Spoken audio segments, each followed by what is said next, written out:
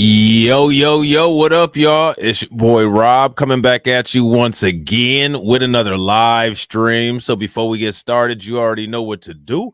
If you're not subscribed to the channel, make sure you hit the bell icon twice. Smash the like button, share this video out to all of your followers, and let's get it cracking. All right, we're going to have fun today. You know what I'm saying? So shout out to everybody that is in the room. If you guys can hear me, please do me a favor. Make sure you guys throw some thumbs up or radiation emojis in the chat if you guys can hear me.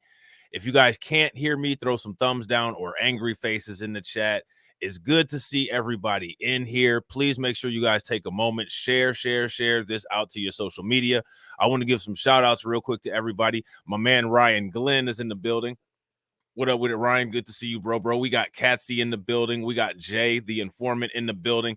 Ladies and gentlemen, off rip, you guys got to go to work. Off rip, make sure you throw some radiation emoji in the chat. For Janesta Coleman with the $10 super chat, she says, "Good morning, Black Light Revelations family. I'm at work right now. Congrats to your platform." Y'all throw some 3Ks in the chat. We at 3K.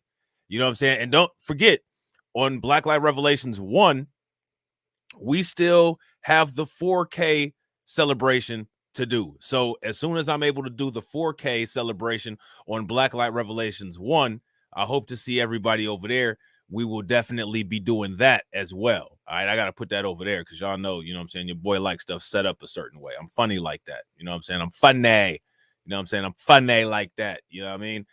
Carla Lockhart is in the building. What up with it, Carla? Still My Beats is in the house. Tone, Lloyd Sky, Al McCowan is in the building. Roots Trackers is in the building. Lois is in the building. B1. Rick is in the building. What up with it, bro? We got Miss D in the house. You know what I'm saying? Speak Facts Podcast is in the building. What up with it, Speak Facts? My man Mike Jeff is up in here. You know what I'm saying? We in here thick. We in here heavy. My man Donnie Side is in the building. What up with it? My man Speak Facts Podcast with the $10 super sticker. Y'all already know what to do. Handle that super sticker for me. You know what I'm saying? With some radiation emojis in the chat. My man PD Chicago B1 is in the building. You know what I'm saying? So what we going to do today is we're going to talk about some stories. You know what I'm saying? We're going to laugh and have a good time. We're going to talk about some old news. We're going to talk about some new news. And then once we get done with that, I'm going to throw the StreamYard link in the chat. If there's anybody that wants to come up, you guys will be able to come up. We'll chop it up for about an hour, and then we will get up out of here. How that sound? Did that sound like a good agenda? Does that sound like a good agenda? That might sound like a good agenda, but it's not as good as this guy's agenda. We already have the video out. You guys will be seeing it today. So make sure that you guys wait a couple seconds, about 15 seconds after this video. It'll take you right into the next premiere window. While you're in there, smash that like button and hit the bell. All right. Because what we have is a pattern of police to porn pipeline. Okay. You know what I'm saying? It started off with Officer Megan Hall sucking the entire force off like a damn Hoover vacuum cleaner. Then we have what we're going to be talking about today on that video later on. And then I found this. This is an old article. Shout out to this police officer. You know what I'm saying? He took some coke out of the evidence room and sniffed it off her titties. You know what I'm saying? And he said, "Forget the police. Now I'm doing OnlyFans." Can you believe that? Have you guys heard this story? If you guys heard this story, give me a thumbs up. If you guys have not heard this story, give me a thumbs down. Yeah, this actually happened. You know what I'm saying? So this, like I said, this is an old story. It's from June 23rd of 2021. New to me, you know what I'm saying? Fascinating. Cop busted sniffing coke off a model's breasts and is now doing OnlyFans porn. So again, we have the police to porn pipeline in play. Now, I got a question for you guys. Should we start a playlist called the police to porn pipeline? If you guys think that we should, give me a thumbs up. Track these activities. If you guys don't, give me a thumbs down. So now here it says, this is not what NWA had in mind when they rapped "Fuck the Police." Yeah, I don't think they had this in mind either. A disgraced Australian police officer who was infamously busted snorting coke off of a Playboy model's nude body has embarked on a porn career with the same woman. Cop turned skin flick star Zachary Samuel Maidment is reportedly raking in big dough with his new partner in crime on the booming billion-dollar OnlyFans platform. The tilting news was broken by Maidment's co-star Tiana Hansen, who also happens to be his former fiance. Doing this is the chance for both of us to be ourselves, the 25-year-old Maxim and Playboy poser told ABC of their steamy new OnlyFans, which reportedly made the fair-haired duo tens of thousands of dollars in the first 24 hours. Now, you guys think that is funny, right? You guys think that is funny. You guys think that is funny. You know what I'm saying? Now, here's the thing. Shout out to my man, Emmanuel Carey. If you guys pay attention to that playlist that I have called Bad Girls Gone Worst, and that's just so everybody knows, that's Hey Mr. Knickerbocker's favorite playlist that I have. She really enjoys the Bad Girls Gone Worst collection. You know what I'm saying? What I'm starting to see is that I actually think that so much money is getting paid out on OnlyFans that it could possibly be affecting the racial wealth gap, especially when you look at who's getting paid on there.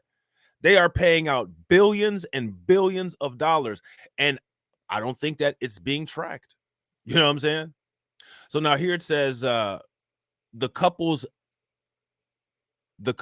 of X you've been waiting for, their raunchy site hypes. We have decided to give you all something to talk about this time. You're welcome in advance for the good work material. Copping a feel on camera marks a major career shift for the 29-year-old ex-Gold Coast, Australia senior constable who is currently on bail after being charged last July with possessing cocaine and supplying MDMA at his bugged birthday party in a Star Casino penthouse in Broad Beach, according to Australia 7 News. So, I mean, like, this was an actual dirty cop. Like, this dude was a dirty cop overseas. A dirty cop overseas. So the thing is that this whole thing with Megan Hall and all of this crazy stuff going on with the police, again, there's an entire pattern of this, and it's global. You know what I'm saying? The constable in Australia and the constable in the UK, those are the same as police. Like how they had a Mounties in Canada, it's the same thing. And the thing that you can see is that there is the same pattern of nonsense and corruption. You know what I'm saying? So now here it says, according to police reports presented in court, the heavily tattooed Maidment watched while Hansen snorted coke off of another naked woman's bum and then proceeded to sniff the drug off of his other half's bosom before asking another revealer to follow suit. The birthday boy reportedly used the drug several times that night. Hold on real quick. Okay, here we go. Maidment is now facing 2 counts of possessing a dangerous drug, 2 counts of supplying a dangerous drug, and 2 counts of possessing property suspected of being used in connection with a drug offense. So he probably actually did take this out of evidence, among other infractions. He was also suspended from the force along with several other officers involved. So, I mean, this is what them officers be doing, man. They be getting down. However, Hansen hopes the pair's budding porn career marks a new chapter in their lives. I've done this to have financial freedom. And like, here's the thing, like, he didn't do that to have financial freedom. He did that because he got caught. Hey, Mr. Knickerbocker says this is Australia. Yeah, the cop here was doing all this to the police for free. You know what I'm saying? She was doing all this for free. She wasn't even charging on OnlyFans. And it's been a good opportunity to not have a boss and work for myself, she said of their X-rated joint venture. With this account just having launched for him to have the opportunity too, it's been nice to share that together. Some of the nudie movies were reportedly even filmed at the same penthouse where the disgraced cop had celebrated his Coke Latin birthday. Hansen deems the career shift especially freeing, as Maidment's former bosses on the force used to control every aspect of his life, including what he posted on social media, the bombshell claimed. No word as to whether her ex-boo's experience on the force will make him better at acting out the inevitable arrest role-playing scenarios. Meanwhile, this isn't the first time for someone that they have unexpectedly turned their career into an explicit entertainment. Former Boy Meets World child star Maitland Ward made headlines in 2019 after leaving family-friendly entertainment to launch a career in the adult industry. I didn't know that either. You know what I'm saying? I didn't know that. Yeah, so that's what's going on over in Australia. And you know what they say about Australia? Australia is one of the countries that is most similar to the United States. So there's some other weird stuff going on in Australia as well. You know what I'm saying? Have you guys heard of people identifying as furries? Shout out to Lana. If you guys heard of people identifying as furries, give me a thumbs up. If you guys have not heard of people identifying as furries, give me a thumbs down. What do you guys think about people identifying as furries? You know, somebody, I forget who it was that that was talking about this, but somebody said, "Oh, you know, that doesn't happen anywhere. That doesn't happen anywhere." Yeah, and I agree, PD Chicago 1, Australia is still a penal colony. You know what I'm saying? So here's a article from News Australia, and it says a case of the furries as year 8 student openly identifies as a cat. Now, I have a question because I know that sounds absolutely insane, but here's my question. Did you guys see the video that I posted about the guy who turned himself into a genderless dragon, quote unquote? If you guys saw that, give me a thumbs up. If you guys did not see that, give me a thumbs down. Now, my question for you guys is, what did you guys think about that story? That's crazy, right? And the guy doesn't understand why his son won't talk to him. If you guys kids, or if you guys as parents came out looking insane with a bunch of implanted horns on your head, would you look at your parents like they were nuts? I would. That'd be kind of crazy. Shout out to Black Manta. So now I don't know what this identifying as animals stuff is, and I don't know how that relates to the, you know, academy, as Torian Rain calls it, but here you go right here. This is one of the furries that people are identifying as. I don't know why you would go out in public or like that. I don't know how that would benefit anybody in any way, but that's what people are doing out here. You know what I'm saying? So now here it says there is a new wave of people who are choosing not to identify as part of the human race in favor of aligning themselves with animals. Now, a Melbourne school is navigating this new territory. I don't understand this. Here's my question. Yeah, yeah, they must be Hall F. Which hall is that? The failure hall? How do you just not identify as human? How does that work? Where do you develop the desire, or where do you develop the mentality, or where do you get the idea that, you know, I'm just not going to identify as human today? Like, how does that work exactly? How does that work exactly? That's my question. You know what I'm saying? Because I'm not sure. Speaking of this particular topic, right? Speaking of this particular topic right here, I got a question. How many of you all were able to watch my video about the Pritzker family? If you guys saw my video about the Pritzker family, give me a thumbs up. If you guys did not see the video about the Pritzker family, give me a thumbs down. And I'm curious to know, what did you guys think about it? I have another video similar to that video about the Pritzker family. It's going to be one of the All Money Ain't Good Money series. And what it's going to be about is one of the reasons why the AAPI community got so many things accomplished this year.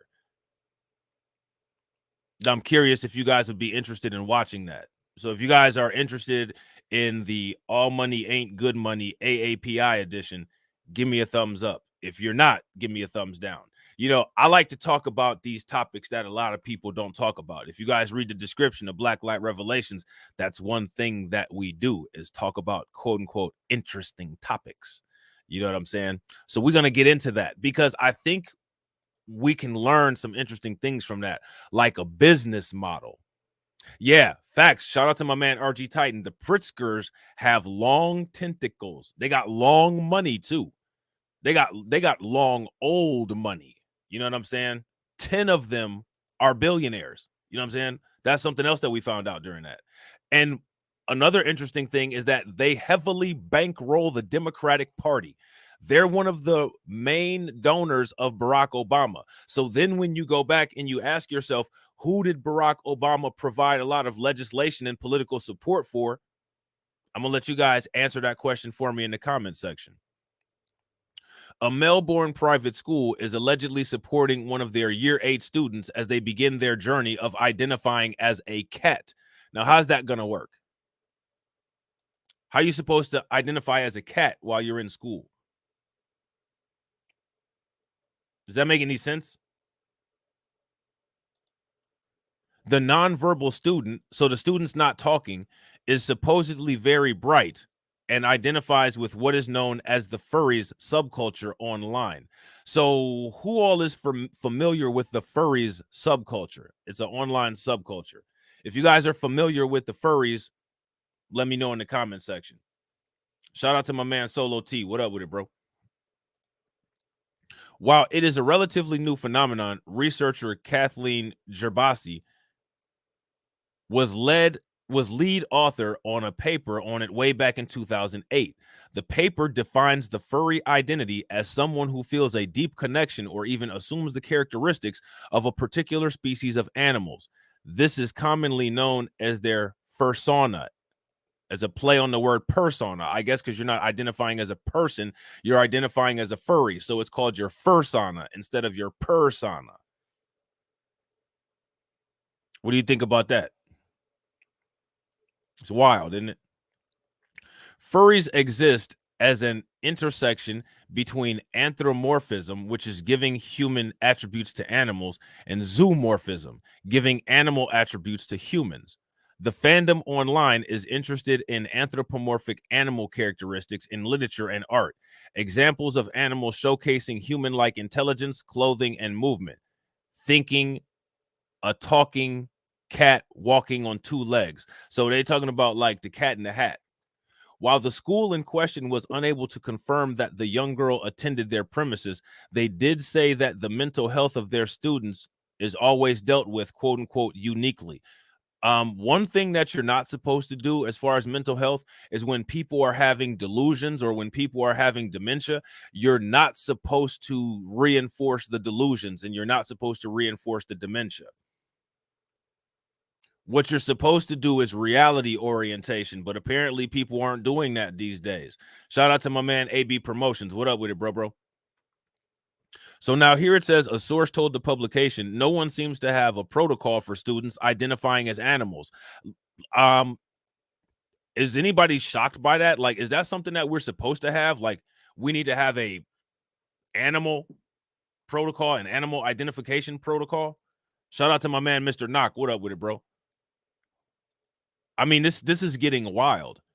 But the approach has been that if it doesn't disrupt the school, everyone is being supportive. Adding, the behavior is being normalized. That right there is concerning. Now, more and more people are identifying as whatever they want to identify with, including furries. Okay. It comes after a Michigan school in the U.S. fiercely denied that they had put a litter box in the bathroom for students who identified as cats. Now, do you guys remember when we talked about that briefly on the live stream that I did?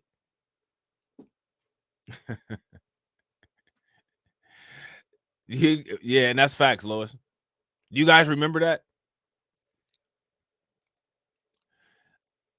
Do you guys want to know about this Michigan school that had these allegations of putting a litter box in the bathroom for students who identified as cats? Like, that's how did the students get any privacy? Like, that's just wild. Like, come on, man. Previous studies have found that there are certain indicators of people who are more likely to identify with the furry community. So they've done studies on this. Now, what I find fascinating is I wonder if those studies are Pritzker funded. Shout out to Cameron. What up with it, Cameron? If you guys think that those studies are Pritzker funded, give me a thumbs up. If you guys don't think that they're Pritzker funded, give me a thumbs down.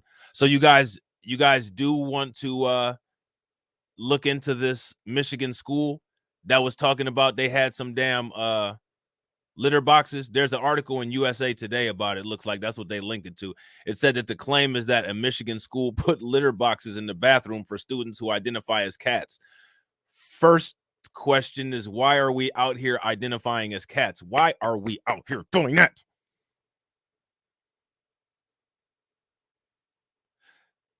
You ever heard anybody say you need a whooping? See, that would probably be looked at as child abuse nowadays, but sometimes like that's what people need to be told, like, yo, you need a whooping. You know what I'm saying? You really, really need a whooping. And you know what's interesting? YouTube is actually like actively unsubscribing people from my channel right now. Who all unsubscribed from my channel? Did you guys unsubscribe? Take a look at the look at the numbers. It was 3,010. Now it's back down to 3,000. You know what I'm saying? That's YouTube. If you guys haven't smashed the like button, please make sure you guys smash the like button. Also, if you guys have not hit the bell and subscribed, help me replace those subscribers that I've lost. Hit that bell icon. You know what I'm saying? And also, if you guys can, please make sure that you guys share the video out to your social media. Share it to Facebook, share it to Twitter. You know what I'm saying? So yeah, there's that. Okay. In general, they tended to be male. So I don't know why males are identifying as furries, like cartoons as a child, and they enjoy science fiction. Some chose to wear fursuits, although ABC reports that this is only between 20 and 25%. So this is a whole thing. Apparently, ABC has a article about this too. Oh, this is some Australian news. Yeah, this furries thing is, man, y'all got to see this, man. This is gonna take up the whole damn stream. I had other stuff that I wanted to talk about, but this is wild.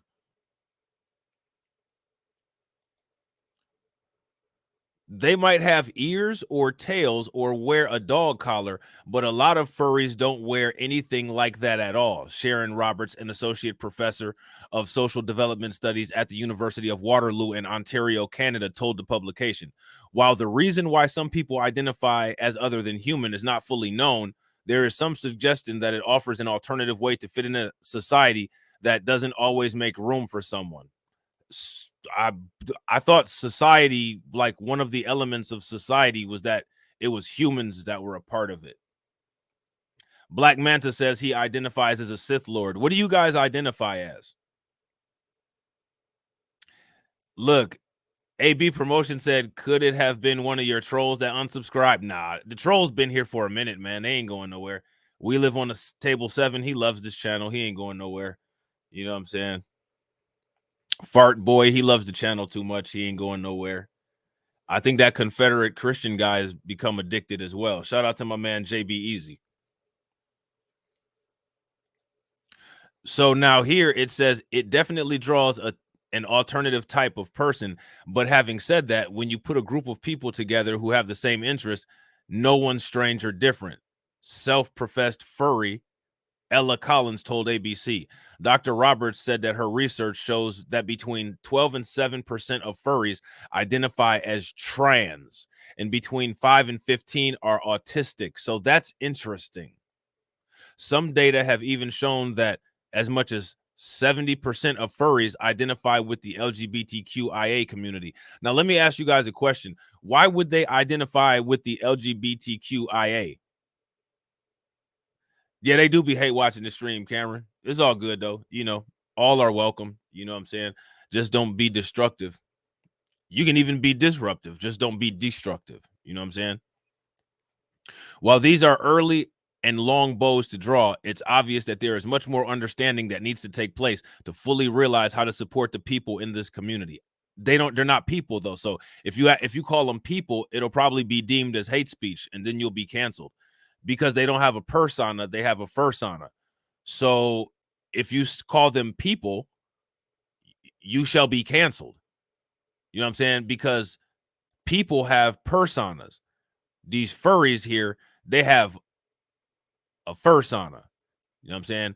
So now here's my question. How many of you guys saw the screening, the live recording of the one-offs that TD Hip Hop Media and I did?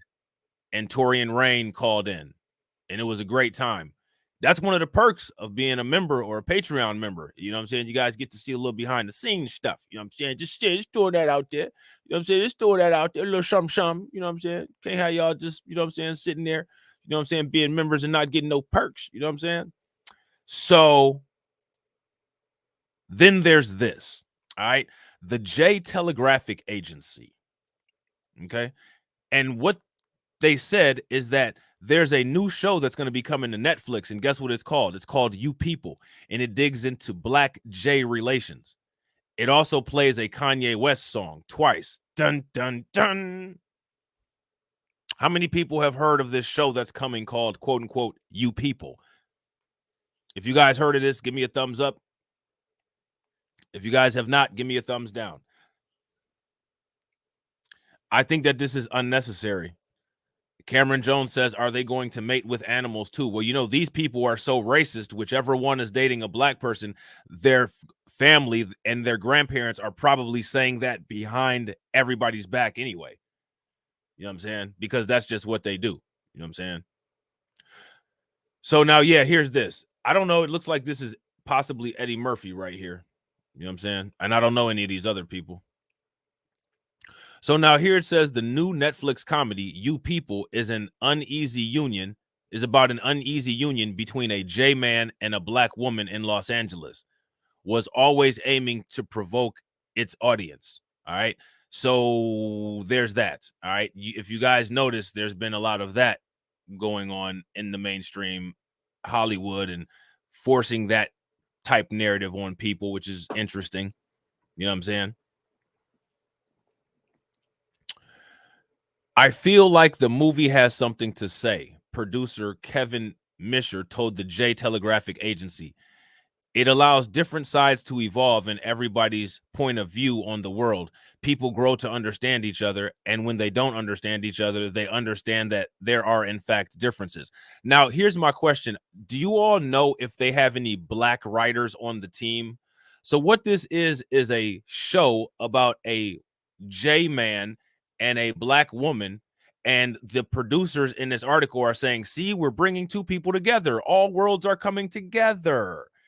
And nobody's coming together because the J people are the ones writing the script.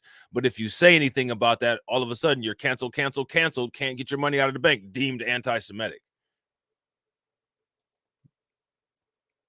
But when they shot the movie a year ago, director Kenya Barris, so the director is black, apparently, Kenya Barris, and his J co-writer, star Jonah Hill, couldn't have predicted how it would land in the midst of several national stories about black and J relations. These stories weren't about black and J relations. Like, these stories were about Kanye West and his interaction with the companies that he formerly worked for, and Kyrie Irving, and a tweet that he made.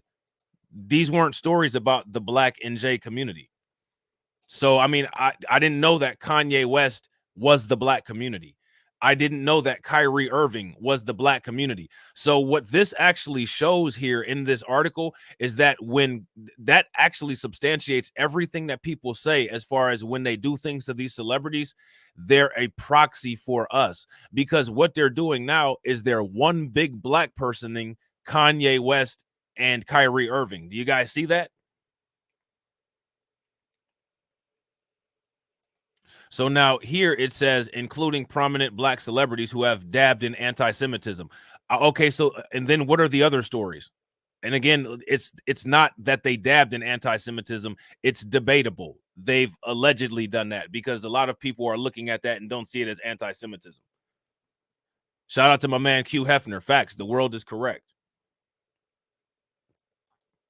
For example, the film use of a popular song that includes the N-word in its title at 2 different intervals, first as a joke about Hill's character being unable to say the title, then at the end under a horror that takes on a heightened meaning today.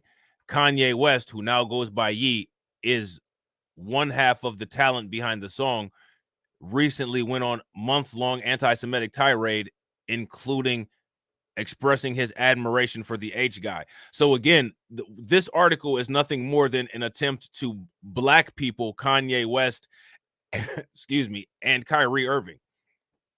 And remember, this is a J media outlet. Okay. So this is proof right here. Shout out to my man D Scott.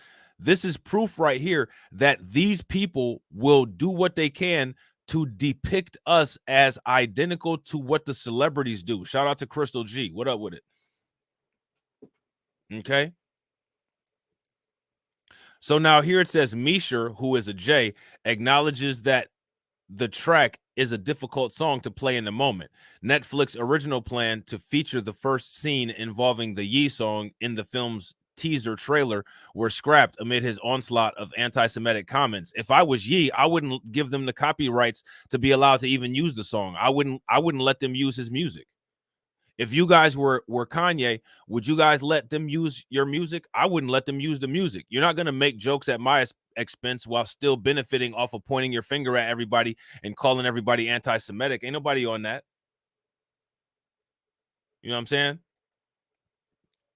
But the filmmaker felt the scene needed to remain in the final cut of the film, even as they cut another scene in which their actor spoke Yiddish, because it underlined the uncomfortable racial tensions between Hill's character, a J named Ezra, and co-star Eddie Murphy, who plays Akbar, the soon-to-be father-in-law Ezra is trying to win over. So why is Eddie Murphy's name Akbar? So they must have Eddie Murphy playing some kind of non-FBA character, because last time I checked, there's not very many FBA people out here naming their kids Akbar. So I mean, and honestly, yeah, and you're right. Hey, Mr. Knickerbocker, Jay-Z probably does own Ye's music. Real quick, ladies and gentlemen, if you guys haven't smashed that like button, please make sure you guys smash that like button. Also, if you're not subscribed to the channel, go ahead and make sure you guys hit that bell. And remember, after the stream, just don't move a muscle. It'll take you into the next window. Handle the business. You know what I'm saying? How many people know anybody named Akbar? You guys know anybody named Akbar that's like not working at a gas station? Because I don't. You know what I'm saying? It was important, I think, for us to have that song remain so that it portrayed the divide that they would have to cross. I don't understand how Kanye West issues with the J community have anything to do with anybody else. You know, how come when that Asian guy shot that black kid in Michigan and only got a $10,000 bond, how come nobody said anything about that causing issues between the black community and the AAPI community? It's only anytime somebody criticizes something that somebody black does when all of a sudden it becomes, well, there's tensions between these two communities. Like, there's tension between black people and the entire United States. We have tension with every community in the United States, and that's because every community in the United States is benefiting somehow off of not only our blood, sweat, and tears, but the blood of our ancestors. Of course, there's going to be tension with everybody here, and everybody just wants to look past it as if it didn't happen. No, let bygones be bygones. And how does that bother anybody that's alive today, despite the fact that probably everybody in here's family, their fathers, their mothers, their grandmothers, and grandfathers dealt with Jim Crow and anti-black racism. They had anti-black racist laws in all 50 states. If you go to Ohio's state website and look up the old laws, you can look up. Yeah, and that's true. I'll be black. Yeah, you're right. FBA NOI members. Yeah, you absolutely right. Good call. Good call. Ohio had anti-black laws that restricted black real estate. Shout out to LJ. What up with it?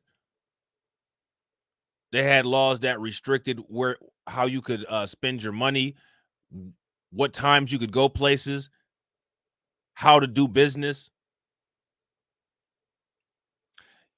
Yeah, I agree. And see, I hadn't heard about it. This is the first I heard about it. I was checking my email and I was like, what's this? And then I almost threw up in my mouth. Black Bitcoin Key says, I knew it was going to be a coonish movie when I seen who wrote it. Now, here's my question. See, I really wish that people wouldn't cooperate in helping to make these kind of movies, because if the J on his own decided to make this movie, then we could say, look at how these people are trying to portray us in this movie, and this isn't a movie that has anybody black involved in it. But they are always able to circumvent that type of criticism because there's always a willing participant. There's always some clown that's willing to help them. And it's like, why? You know what I'm saying? Why are you doing that? You know what I mean?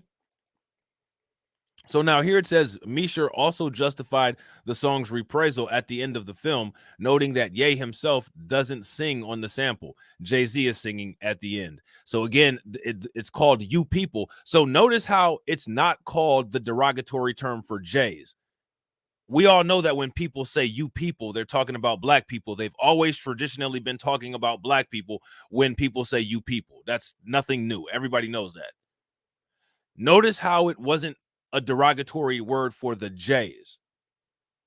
Know what I'm saying? You guys think that's an accident? You People was conceived as a mashup of Meet the Parents, which Misher also produced, and Guess Who's Coming to Dinner.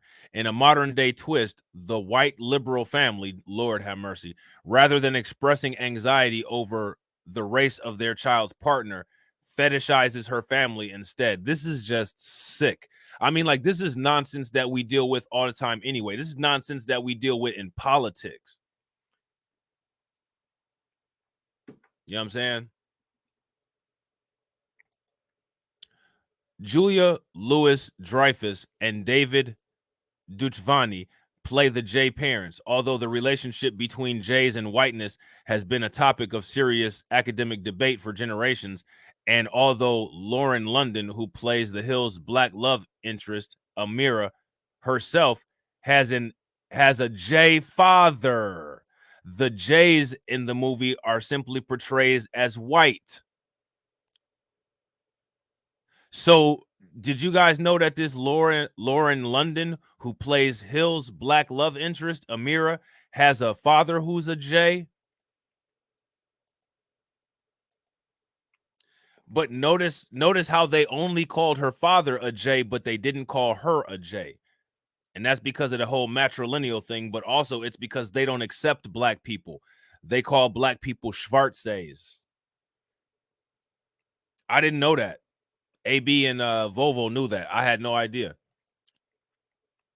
So now here it says Barris's team was unable to make him available for a JTA interview prior to the film's release, and Hill has announced that he will no longer do press for any of his films, citing his mental health. But Misher told JTA that he thought the film did an admirable job of portraying a specific culturally J Los Angeles family. A J himself, he said it was important to him that the film's depiction of Judaism be authentic. A depiction of the religion be authentic. That's interesting. Now, what I find fascinating is that there's not any concern about depicting the black people as authentic. The only thing that the authenticity is concentrated on is the image of the Jays. The image of the black people is just silly. It's you people. They got a mixed woman playing a black woman. To that end, he brought on the rabbi and cantor at his own synagogue. Kihielt Israel in Los Angeles plays the rabbi and cantor at Ezra's fictional synagogue in the movie. He also hired on set a J cultural consultant from Hebrew Helpers, a nationwide J studies tutoring service. Again, like, look at all of these amenities that they made to make sure that the J community and the J identity is preserved in this. This much effort isn't made to make sure that there's accurate depictions of black people. Notice how they don't say anything about that. So we see what the priority is. Schwarze sounds very German. Yeah, it's Yiddish. You know what I'm saying? It's Yiddish. So now here it says there are other racially charged moments in the film that may sit uneasy with the J viewers. So again, they don't care about how any of this looks to black people. Do you guys notice that? If you guys notice that, give me a thumbs up in the comment section. If you guys don't notice that, give me a thumbs down. They are not concerned whatsoever about the racial perceptions or authenticity or accuracy of anything involving the black people in the movie, clearly by the guy being named Akbar. You know what I'm saying? A tense dinner table conversation with Amira's family includes discussion of Event H and then slavery. And notice how they put the Event H before slavery, including Akbar reminding Ezra's family that some American Jays own slaves. So now when they put it in their movie, they're allowed to say it. But when Ronald Dalton or anybody else says it, they're not allowed to say it. And I want you to understand that this was put in here. Now, anytime anybody talks about this, all they do is just move their nose around and point it like it's a finger and tell everybody that they're being anti-Semitic. But this is a J media publication. This is a J produced movie with J directors and J actors. And it says this part is included, including Akbar reminding Ezra's family that some American Jays own slaves. Now, how many times when the Kanye West and the Kyrie Irving thing was going on, was the mainstream media going around trying to debunk that?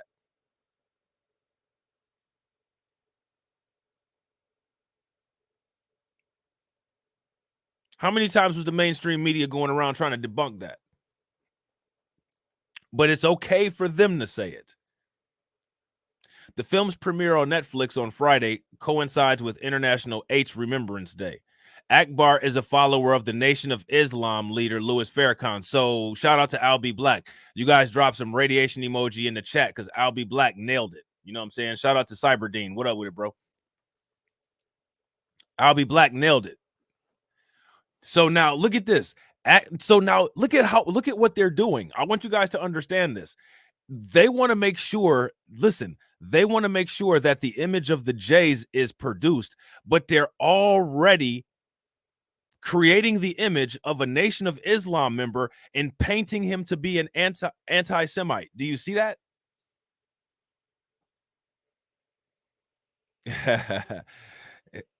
AB Promotion said, Rob, why you say that? Move their nose around. Facial muscle control. You know what I'm saying? They say that that's something that high IQ people can do. So they're welcome for the compliment. You know what I'm saying? So now here it says whose anti-Semitism gets small acknowledgement. So what they're doing is they're framing this as if being a member of the Nation of Islam and anti-Semitism go hand in hand. But actually, one of the reasons why they want to paint the Nation of Islam as anti-Semitism is to attempt to take any influence away from the Nation of Islam that they may have on the black population so that the Democrats can continue to control your minds. Democrats like the Pritzker family. Yeah. Democrats like the Pritzker family. Calling someone a Democrat isn't anti-Semitic.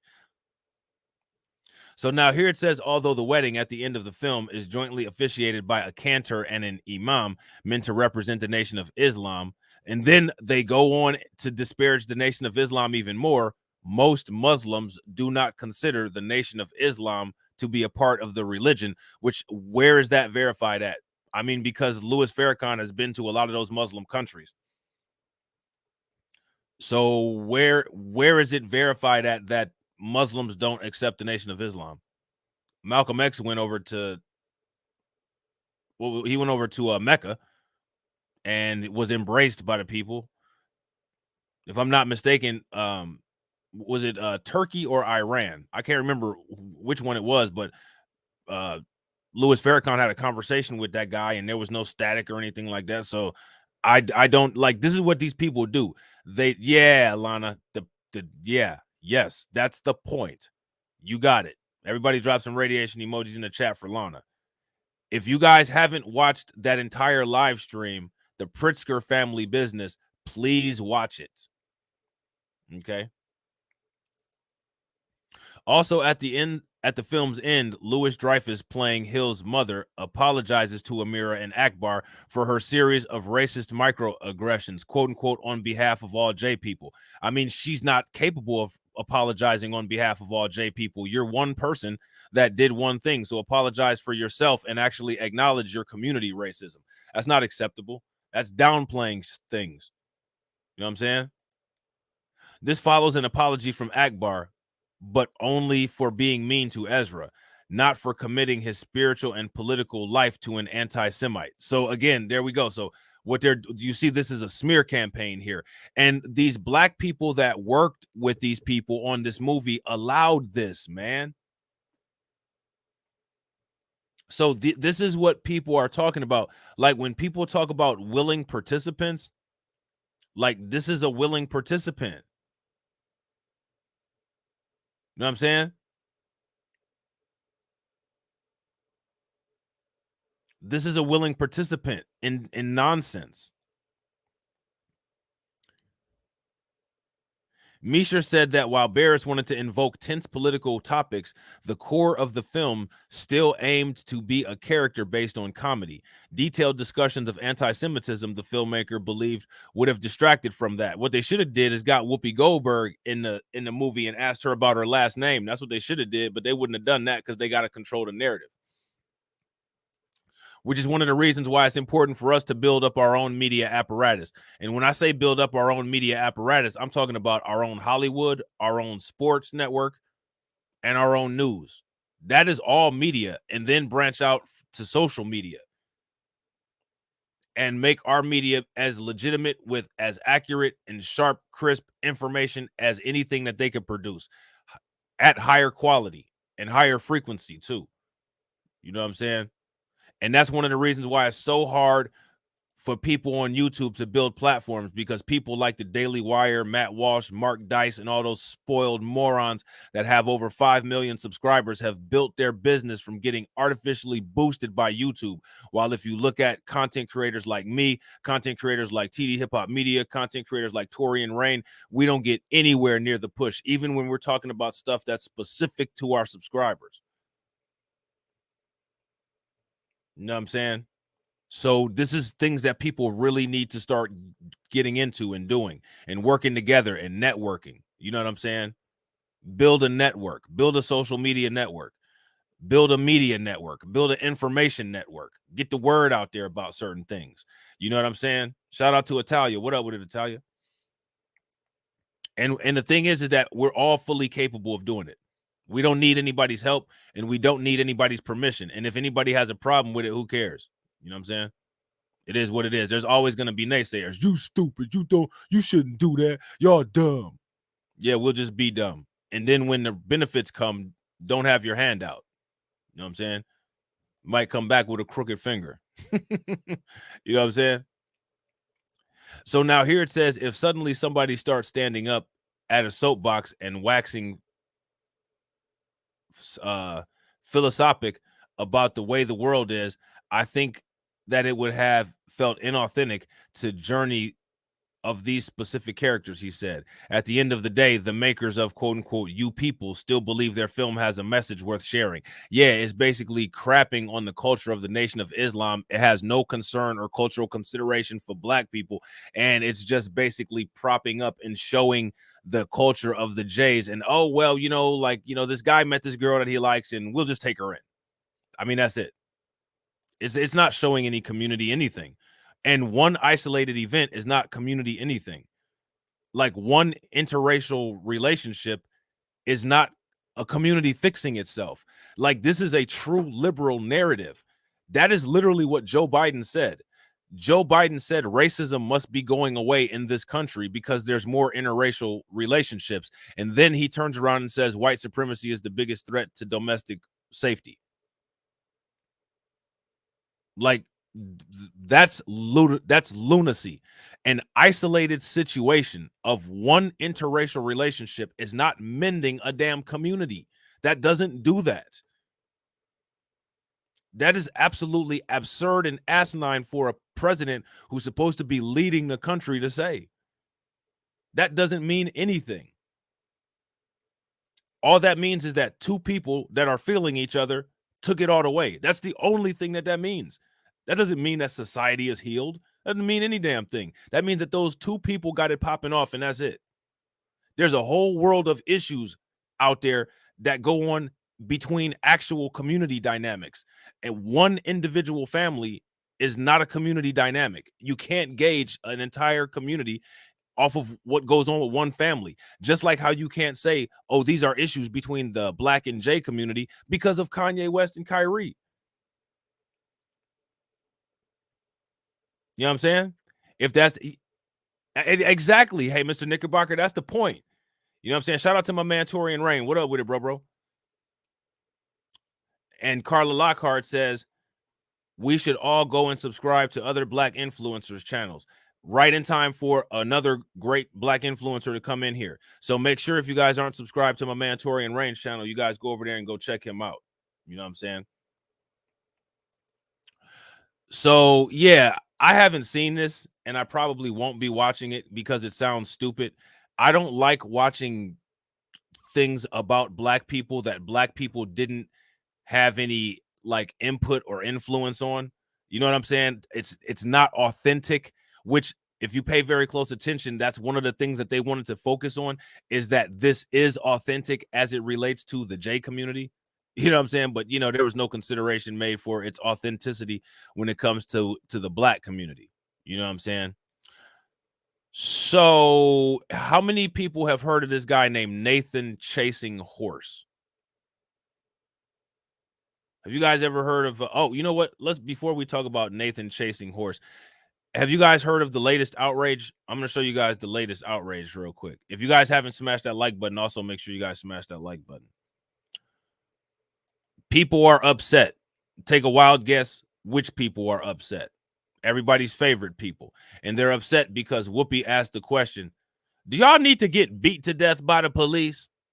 Man, Whoopi Goldberg going ham. You know what I'm saying? She going ham getting people triggered out here. She said, listen here now. Y'all need to get y'all asses beat by the police. That would have been great if she had said it just like that. I would have cried laughing. Oh man, they mad too. Everybody's big mad. You know what I'm saying? Mark Dice looking like Max Headland. You know what I'm saying? You guys remember Max Headland? You know what I'm saying? Ben Shapiro talking like Alvin and the Chickmunks. You know what I'm saying? Looking like a extra off of Jersey Boys. It's going down out here. You know what I'm saying? It's going down out here. You know, Ben Shapiro could actually like be a UFC stand-in for Frankie Edgar because they look alike. You know what I'm saying? I'm just throwing that out there too. Ben Shapiro just looks like one, like, bro, you live like right on the Atlantic in Jersey. Like you cool with Snooki and them. You know what I'm saying? Like Ben Shapiro looked like that dude that his dad was in the mafia and like his mom is an executive at Chase. Like that epitomizes Ben Shapiro. Like Ben Shapiro looked like an old school racist white East Coast person. Like Ben Shapiro looked like one of them motherfuckers. His family sound like them bad guys off of Dick Tracy. Like, man, Ben, man, did you take out the garbage seat? Man. You know what I'm saying? And Ben's like, oh, Dad, I don't want to take out the garbage. Man, what I tell you, son? Man, I gotta take you out later. Man. Gotta shoot up a couple people, Shane, man. Then I gotta come back home because your mother will be all upset. You know what I'm saying? It's like sitting there smoking a cigar in the middle of the house in a wife beater with beer stains on the front of it. Ben Senior, and the mother sounding like that lady off of Family Guy. Ben Senior, I got your big plate of rigatoni here. Did you use the angel hair noodles? Did you use the angel hair noodles in the thick marinara?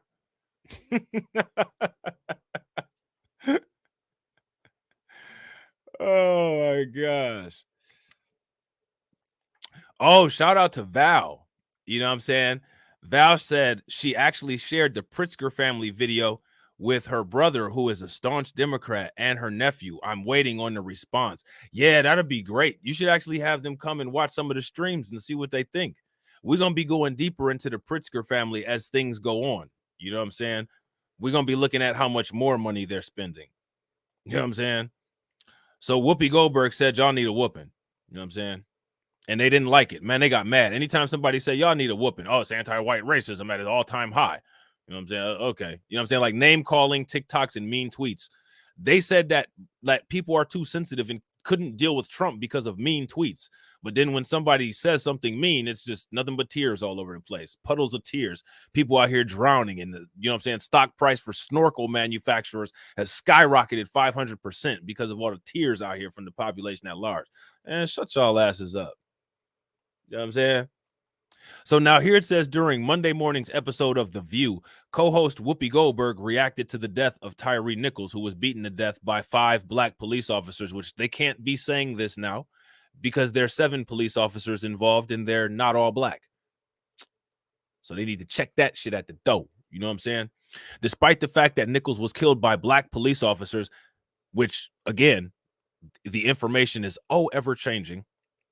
The left is intent on blaming the death on white people as well as racism. I don't think that anybody blamed the death on white people. White people have this interesting inability to separate. Well, I wouldn't say inability.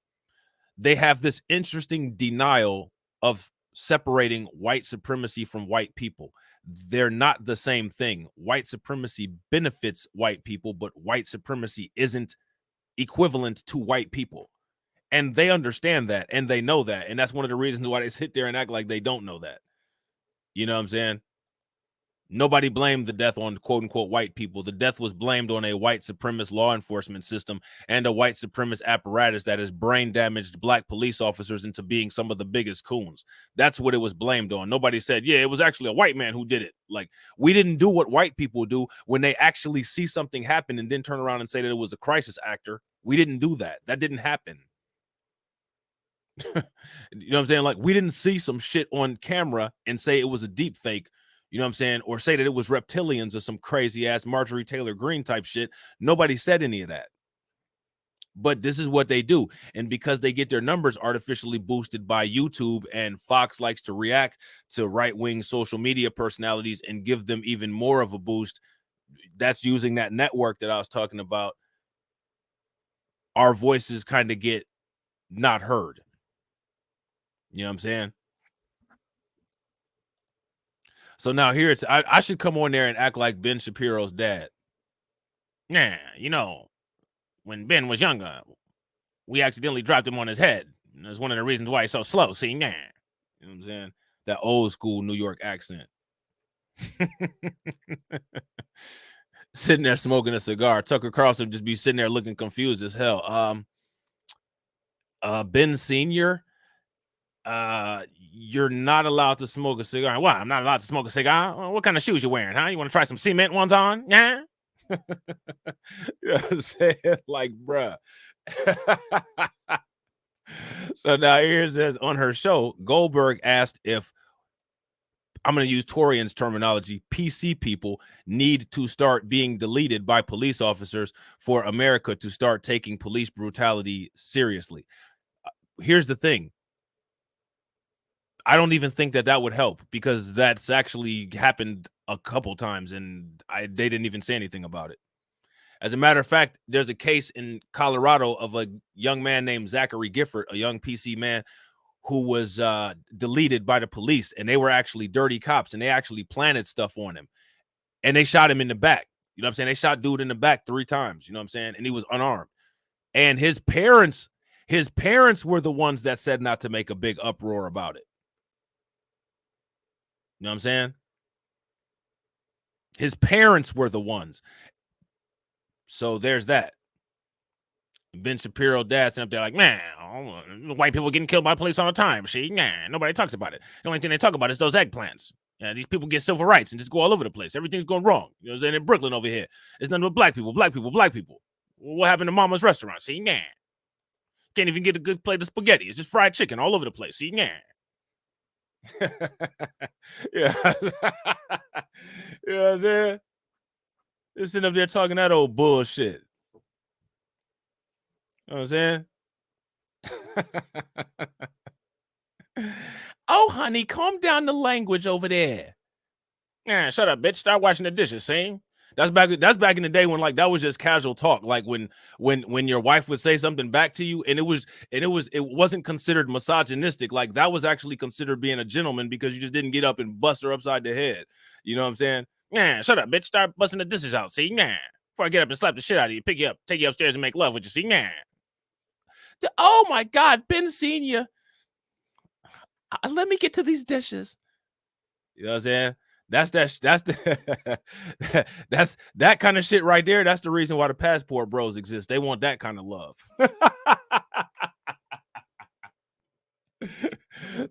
they want that Dick Tracy kind of love. You know what I'm saying? That shit from back in the 60s. You just, yeah, you know what I'm saying? Yeah, I'm being a gentleman because I ain't slapped the shit out of you yet. See, yeah.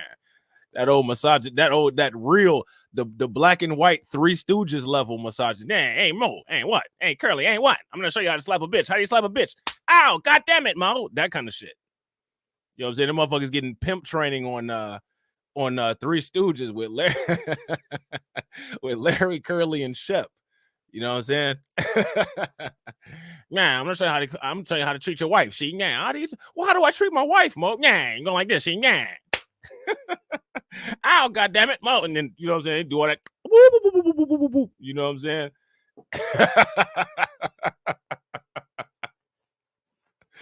Yeah, I was with your wife last night. She had her heels up over my head, and she was like, whoop, whoop, whoop, whoop, whoop, whoop, whoop. You know what I'm saying? Oh my God. Hey, Coily, hey, what?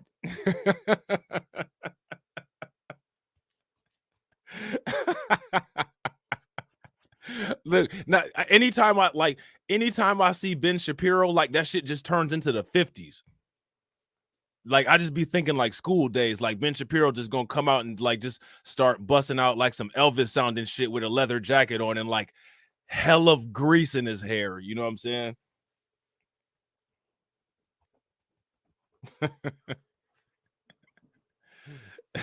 Motherfucker Ben Shapiro come out with the mic like he about to start talking about politics and be like, ba ba ba ba ba beret. That shit is ridiculous. So now here it says, it's worth noting that more white people are killed by police officer each year than black people.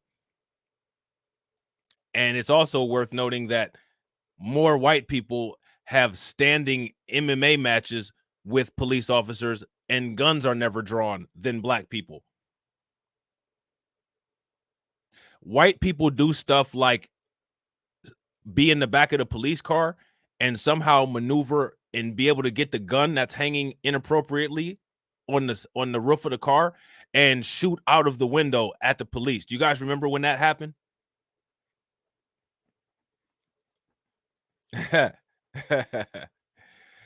Yeah, Ronnie, he wanted them like Lucky Luciano, Bugsy Siegel types. You know what I'm saying? Yeah, them dames. I'm gonna go over here, get a couple root beer floats, and see if there's some dames at the party. That's back when them little sad ass kids would be like, "Oh, pops, I want to go to the baseball game." Oh, son, listen here, my paycheck was a little bit short. See, my paycheck was short, just like you. You know. So now here it says, do we need to see white people also get beaten before anybody will do anything? And again, like I said, we've seen white people get beaten and gunned down. But at the same time, we've also seen white people beat and gun down the police as well. So, I mean, it's not very often that you see black people beat and gun down the police. You know what I mean? How many? I want to take a survey real quick. How many of you guys remember that situation where the woman in the back of the police car was able to get loose and she got her hands on the gun and start shooting at the police out the window of the car? Do you guys remember that? If you guys remember that, give me a thumbs up. I think that happened in Kentucky, if I'm not mistaken. That's the same state where, shout out to Tory and Rain, Lance Stores like deleted 3 sheriffs and they took him in alive. So they're out there doing that. And then, you know what I'm saying? Like they put those in meth infinity crystals. You know what I'm saying? Like these motherfuckers think they Thanos and shit. They get the little pink and green and yellow food coloring colored meth crystals and put them in a damn automotive glove and think they got the infinity gauntlet, and that meth be, you know what I'm saying, just having them like with godlike powers.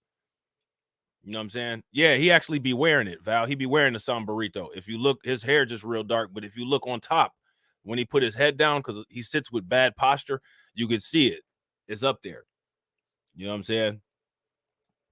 I bet you he was one of them kids that had a little chili bowl haircut too, looking dumb as hell.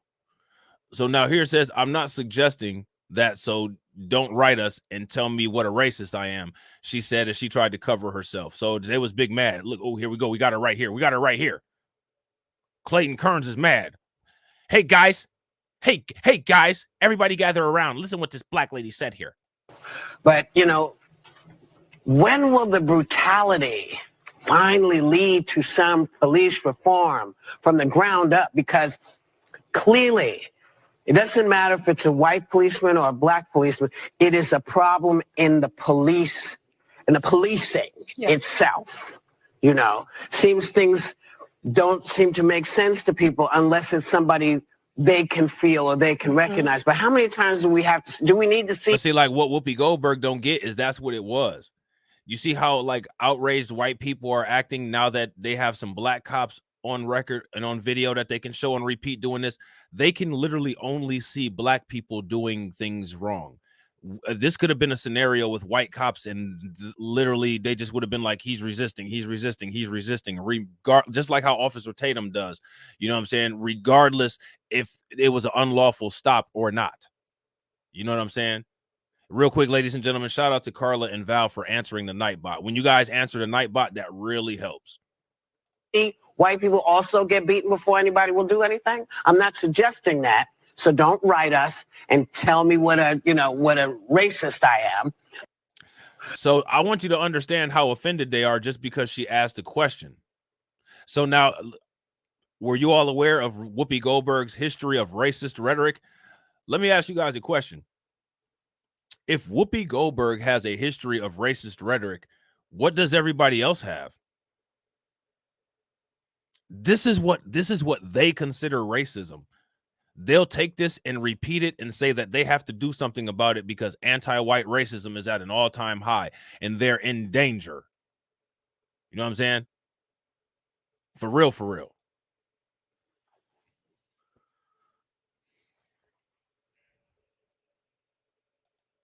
So now here it says about 10 months ago, Goldberg was suspended from The View after she claimed Event H was not about race, and everybody has their own opinion on that. You know what I'm saying? We know what time it is. Shout out to Tone for answering the Nightbot. So now here it says she initially apologized about the comments. However, her apology seems to not be sincere considering just this week she made another similar remark. Remember who they were killing first. They were not killing racial. They were killing physical. They were killing people they considered to be mentally defective. And then they made this decision. As noted by journalist Janice Taylor, those World War II people who were Germany's representation actually created race laws against the Jays. Again, that doesn't mean like what they're basically submitting to is they're trying to frame it where what they made the decision of is actually right. Which is crazy. So now here it says the people from World War II saw the Jays as a race. So now again, okay, like I don't understand. Like, okay, so they saw them as that. Yet the genetics testing shows that they have European DNA. So are we accepting what they say as fact, or are we not going to correct the record and say those people had a skewed view of reality?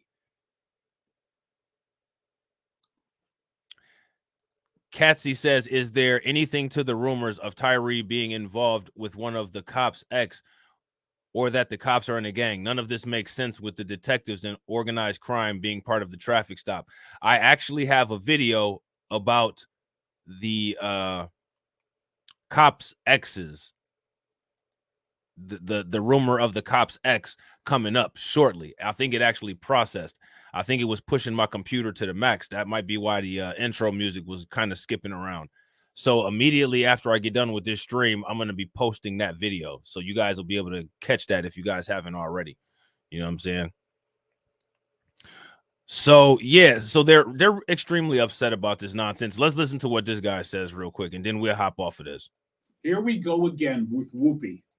Back in February of this year, she made outrageous remarks about the Holocaust. She said the Holocaust was not about race. It had nothing to do with race. It had to do with white people not being nice to other white people. There was an outcry. She apologized for what she said. She said she understood that she made a mistake and that she was wrong. And even after she apologized, ABC suspended her for 2 weeks. But now, here we go again. Whoopi Goldberg saying exactly the same thing. How ignorant, how stupid, how uneducated. I mean, Whoopi, the Bible of Adolf Hitler, of the Nazis, Mein Kampf. You should take a look at it. And it is clear, crystal clear, that it was about race. It was about the superior race, the Aryans, and it was about the Jewish people being the lower race, the race that had to be eradicated. It was all about race. And here you do it again. You repeat the same things that you did back in February that you apologized for. What does the DNA say? What do the genetics testing say? This is what I want you guys to answer for me in the comment section. When we looked at the articles about the genetics, where did it say their genetics were from? Shame on you. By the way, Whoopi, did I miss something about your degrees, your expertise on the Holocaust? Do you have a PhD on Holocaust studies? Do you have credentials in philosophy, in history, in political science? You're entitled. Do you? I don't see any PhD or any kind of credentials behind this guy's name. You're a Twitter account with a blue check mark, which doesn't give any credibility.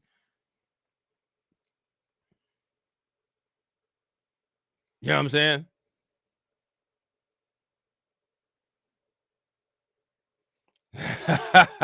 Right. Torian says, see, they are lucky I don't dwell in La La Land, aka Hollywood. Facts. Big facts. Biggest facts. To say whatever you want to say. This is America. But ABC does not need to give you a platform. The first thing that they try to do is get your business taken away. Like, pay very close attention. ABC does not need to give you a platform. You don't need to be allowed to speak. How dare you criticize us? You don't need to be allowed to speak. You're no different than what was going on over there. It's always the same nonsense. It's so dramatic. It's so wash. You know what I'm saying? Real quick, ladies and gentlemen, if you guys haven't smashed that like button, you guys already know what I'm about to ask you, so please help your boy out by doing it. Also, if you guys have not shared the video out to your various social media, Facebook, Twitter, Reddit, please help me out by doing that as well, because you know YouTube's not going to share the content. Behavior is outrageous. Nobody wants an apology anymore because it's meaningless, because it's a lie. It's dishonest. And please, you're getting carried away with the name Goldberg. Oh, he said, please, you're getting carried away with that name. This guy is highly triggered. You think you have special license to say whatever the hell you want to about the Jewish people because you took the name Goldberg. Shame on you, Whoopi. Man, this guy is actually accusing somebody of taking something. I find that highly ironic. Man, isn't that the thief calling somebody else a burglar? You know what I'm saying? So this is very strange. All right. And I don't know if you guys heard about this, but there was this guy and he was having a hormonal rage fit. How many people have ever heard of a hormonal rage fit? And I don't know how this got like this. I don't know why it got like this. I don't know why it happened. But he decided to eat a condom wrapped banana. I don't know why he did that. Shout out to shout out to my man Kid Gravity. I'm about to do my Kid Gravity impression. Sir, I'm gonna need you to not eat bananas wrapped in condoms, sir. Plantains are nice, but I'm gonna need you to not eat condom wrapped bananas, sir. If you guys aren't subscribed to my man Kid Gravity, make sure you guys go and subscribe to my man Kid Gravity and check out some of his content. Great content. But like my man Kid Gravity, he's always so nice. He always says, sir, I'm going to need you to not do this. Okay. But he did it. And then it had to be surgically extracted. So surgeons extracted this condom wrapped banana that a man ate in a hormonal rage fit. Apparently there it is right there. It actually looks like a sack of shit with some clamps next to it inside of like a spit bath basin. So let's see what they say here.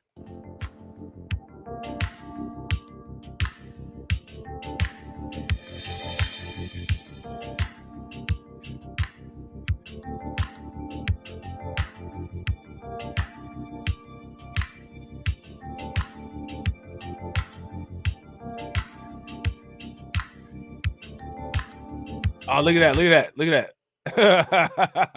Look, I hate to say it, man. I hate to say it. That was tearing his guts up. Yo, he was getting them guts told.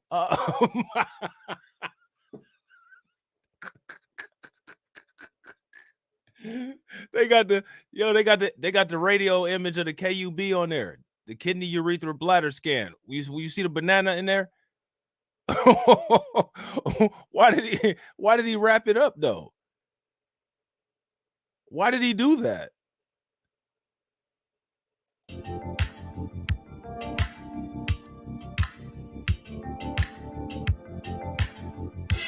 And the New York Post, they ain't shit. And I'm pretty sure like anybody that's a content creator,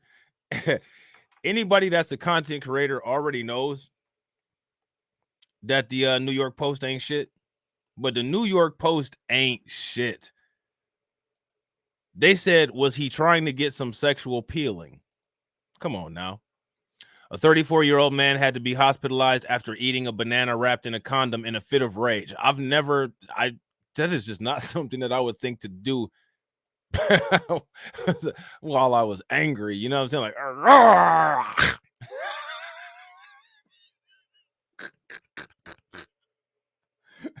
you know, like what?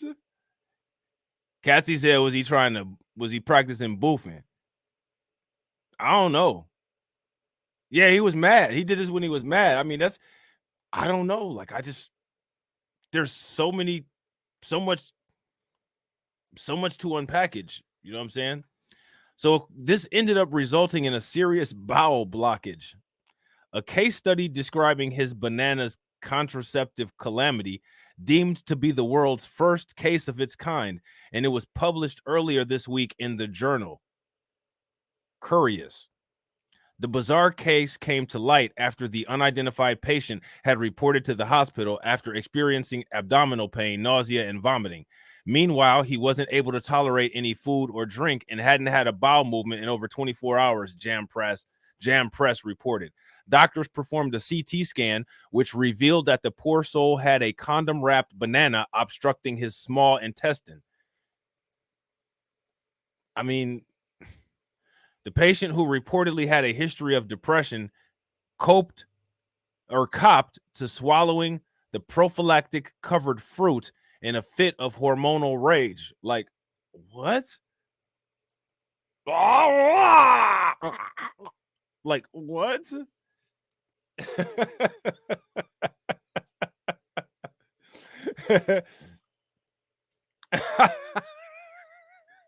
Right. Right, bro. Yeah. Yeah, banana in the windpipe. You know what I'm saying? The banana in the windpipe and it traveled and then it got then it got stuck in the tailpipe. They got all the x-rays. Oh man, that don't look right. Somebody be at work at the doctor's office looking through them files like, ooh, I bet you if the secretaries had to handle them x-rays, they'd be looking through, ooh, girl, did you see this one?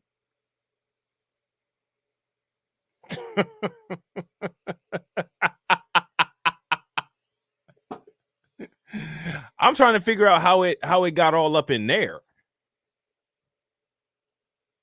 That's what I'm trying that's what I'm trying to figure out. Yeah, it looked like them face huggers from Aliens. Kid Gravity want to know if the banana was vaxxed. I don't know. I don't know. All I know is it was stuck suddenly. Look at this. Look at this. That's stupid. Like I don't even know what else to say other than that's stupid. Like that's just dumb. You know what I'm saying? You know how like something to be funny and then like it's so stupid, like you just suddenly get irritated about it? Like I'm irritated now. Like that's just dumb. Like why your dumb ass do that? Like I don't care what's wrong with your ass. Like why did you do that? Shout out to my man Al McCowan. What up with it, bro? Look like a rotten pickle. Oh. A rotten pickle with a damn water balloon tied around it. Like that's just like that's stupid, man. You took the time to like put a knot on that shit. Like you dumb. Damn. Like damn, that's stupid. The inadvertent fruit mule was subsequently rushed into surgery where doctors were able to remove it from his poop chute. And they actually used the words poop chute. They actually said that. That's the article saying that. Accompanying photos snapped post-extraction show the contraceptive swaddled bruised fruit next to a pair of surgical tongs.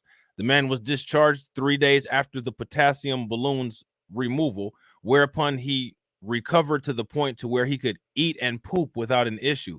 2 weeks after the operation, he was tolerating a low-fiber diet without nausea or vomiting, the report read. He had a return of normal bowel movements, and his pain was well controlled. They added at 6 months, he continued to endorse normal bowel patterns and diet. He was able to resume his lifestyle and did not have any major concerns. What happened if he get angry again and just like do this shit again because he's mad? I've never seen or heard of anybody getting mad and doing that. You know what I'm saying? Yeah, I'm with Lois on that. They know he didn't eat that thing. He shoved it up there. Facts. They know he ain't eat. That's why he put that damn condom on that shit. He didn't eat that shit. You know what I'm saying? That's why that look. That's why the banana got all that residue on it. Motherfucker, you ain't put that in your throat. You ain't put that in your mouth. Stop it. You know what I'm saying?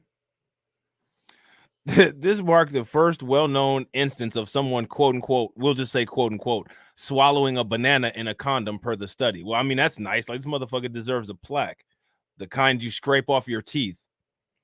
Authors noted that the small bowel obstructions are rare and usually result from the ingestion of drug-filled condoms to smuggle illicit drugs. So this is what Katsy was talking about here. Like this motherfucker was trying to boof some damn dope or something. This isn't the first time someone has swallowed an unusual object. However, earlier this month, the doctors were flabbergasted after discovering that a 4-year-old's colicky pain turned out to be caused by a magnetic bracelet that he'd swallow. I mean, that's a 4-year-old, man. Like this is an adult we're talking about here. You know what I'm saying? This is an adult that we're talking about here. Like, man, that story was dumb. You know what I'm saying? That story was extremely stupid.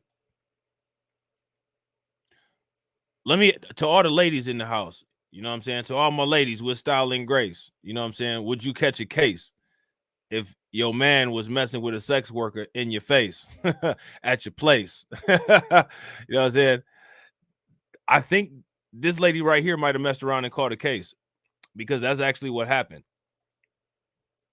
This woman done busted in the house, or busted wherever they was at, and there was a Thai sex worker that she found having sex with her husband. So, you know, that probably didn't work out very well. You know what I'm saying?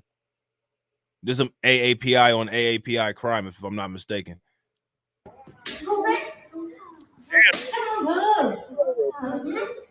Man, did you hear them smacks? God, you heard them smacks before the damn warning thing came off of there. Look.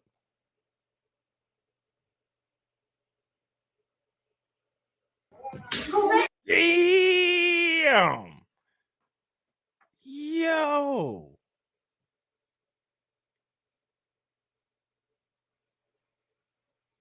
Y'all remember in the beginning of Ready to Die, the Biggie album, he had the little skit. He had the skit where his mom and his dad was arguing, and his dad was like, "I'll slap the shit out of you, bitch." Like, there it is right there.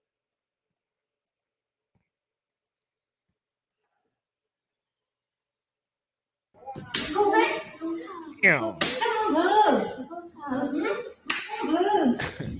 Why is she just sitting there like that?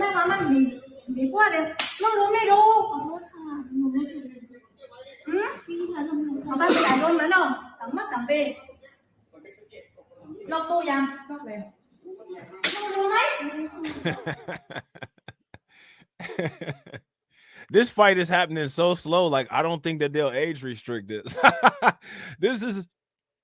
This is such a slow, stupid fight. Like I don't think anything's gonna happen to my video, because you can't really tell it's a fight.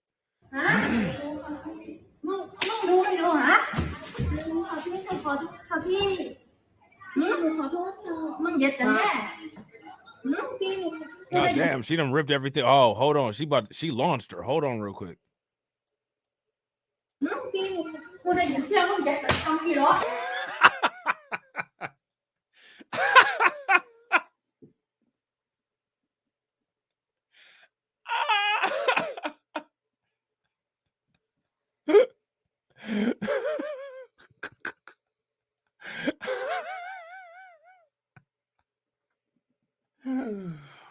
Woo!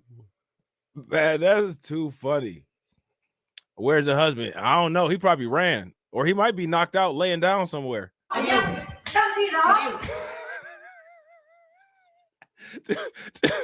Them slaps are so real. God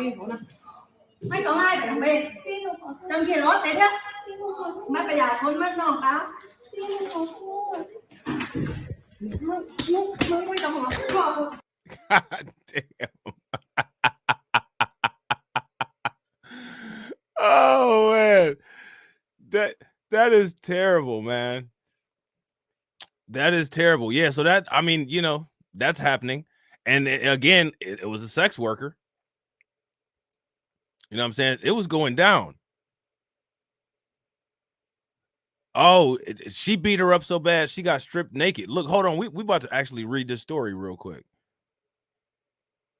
Y'all wanna go to the next story, or do y'all want to hear about this? Shout out to Faith and Light. What's good with it, Faith? She said, "Don't pop, don't pop."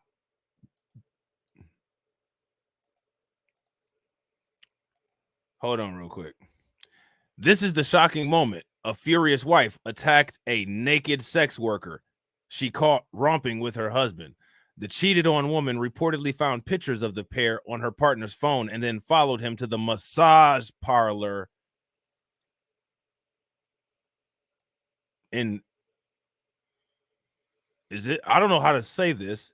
Is this Phuket or fuck it? Thailand? Is that Thailand? Is that how you pronounce it? Is that PHUKET? Is that pronounced fuck it? Thailand?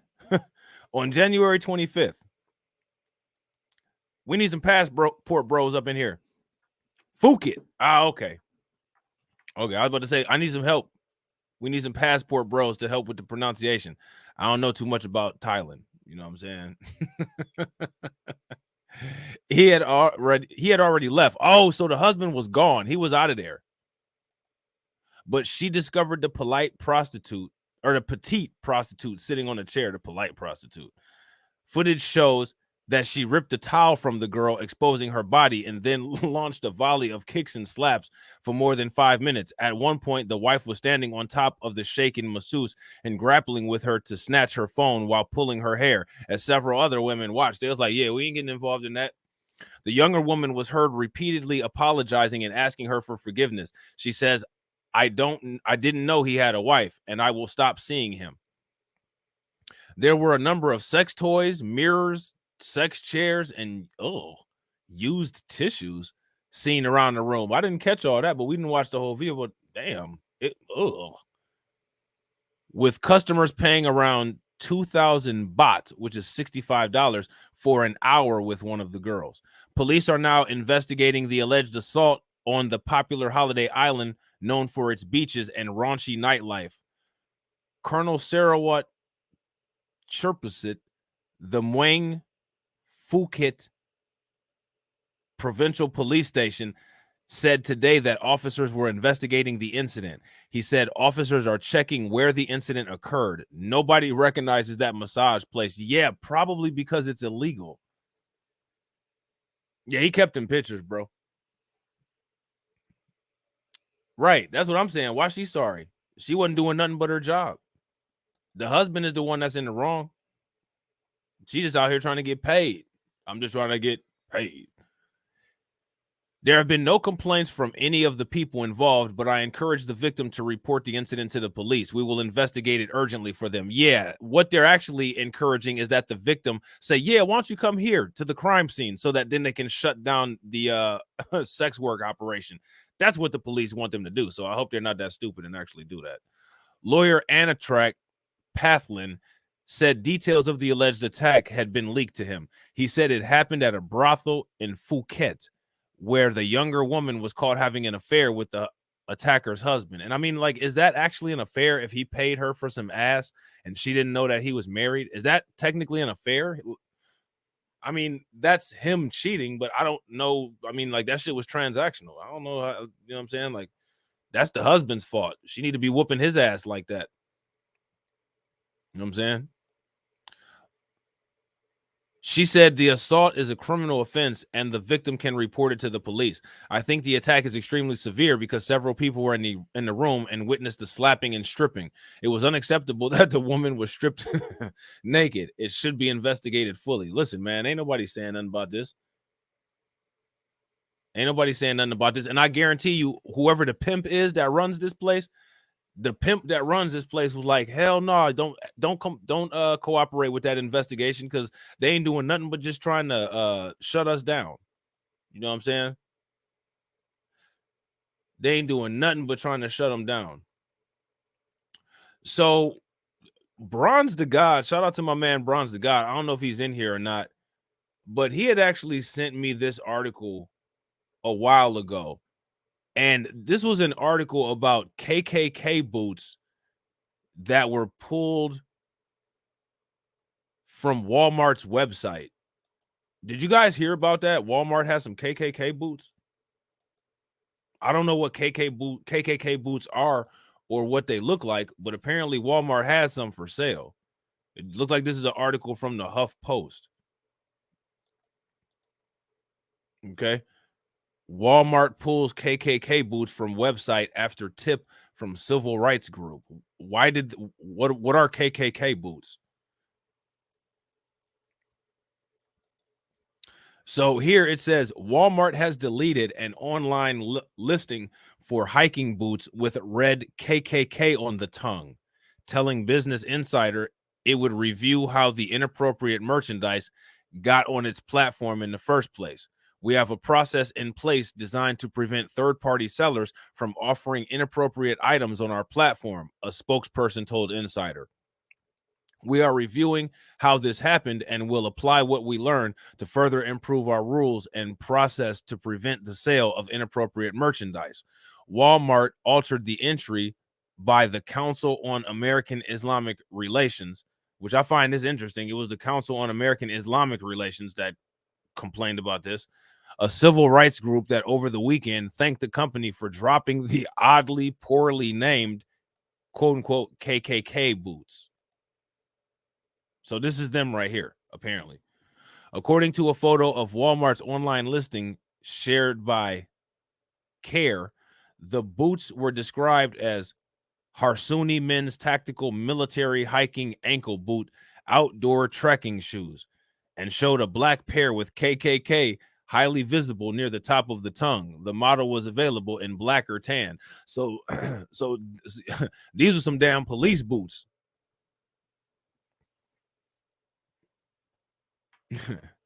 These were some damn police boots right here. You know what I'm saying? Women's suede leather boots by Harsuni appear to still be available on the Walmart site as of early Thursday, but without the controversial markings. So now they're giving us a lesson on KKK. KKK is often shorthand for the white supremacist group Ku Klux Klan, which prompted Walmart's response. The item is inconsistent with our values and violates Walmart's prohibited product policies, the spokesperson told the New York Post this week. HuffPost couldn't locate a footwear or apparel company named Harsuni. A Walmart spokesperson had no additional details when contacted by HuffPost. So that's interesting. And what's even more interesting is that they couldn't find the company that was the alleged manufacturer. That's interesting. So do you guys ever hear about when these sheriffs out here are abusing people? Because apparently there was a sheriff in Orange County, and this sheriff in Orange County is being charged with sexually assaulting 2 female inmates. If you guys heard about this, give me a thumbs up. If you guys didn't hear about this, give me a thumbs down. Did you guys hear about this? There was a wild fight that took place at an airport too. I'm trying to figure out and rationalize what was going on there, but it's extremely difficult for me to do. It's extremely difficult for me to do.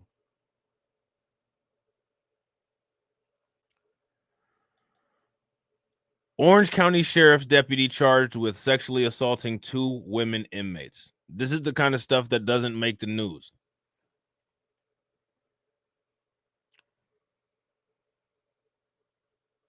This is the stuff that does not make the news. Law enforcement, toxic as hell. A 30-year-old deputy accused of sexually assaulting 2 women inmates at an Orange County jail is facing criminal charges, the Orange County District Attorney's Office said on Wednesday, January 4th. This guy's name is Acardio Rodriguez, okay? And he faces misdemeanor counts of sexual activity by a detention facility employee with a confined consenting adult, sexual battery for allegedly touching the inmate part of another person, and improper possession of a cell phone in a correctional facility, according to a statement by the DA's office. Rodriguez pled guilty to the charges, court records show, and if he's convicted as charged, Rodriguez faces up to 18 months in Orange County jail. Now, that seems like a very short sentence. He's only eligible, you know what I'm saying? Like, his max that he could possibly get is 18 months. You know what I'm saying? That doesn't seem like a very long time.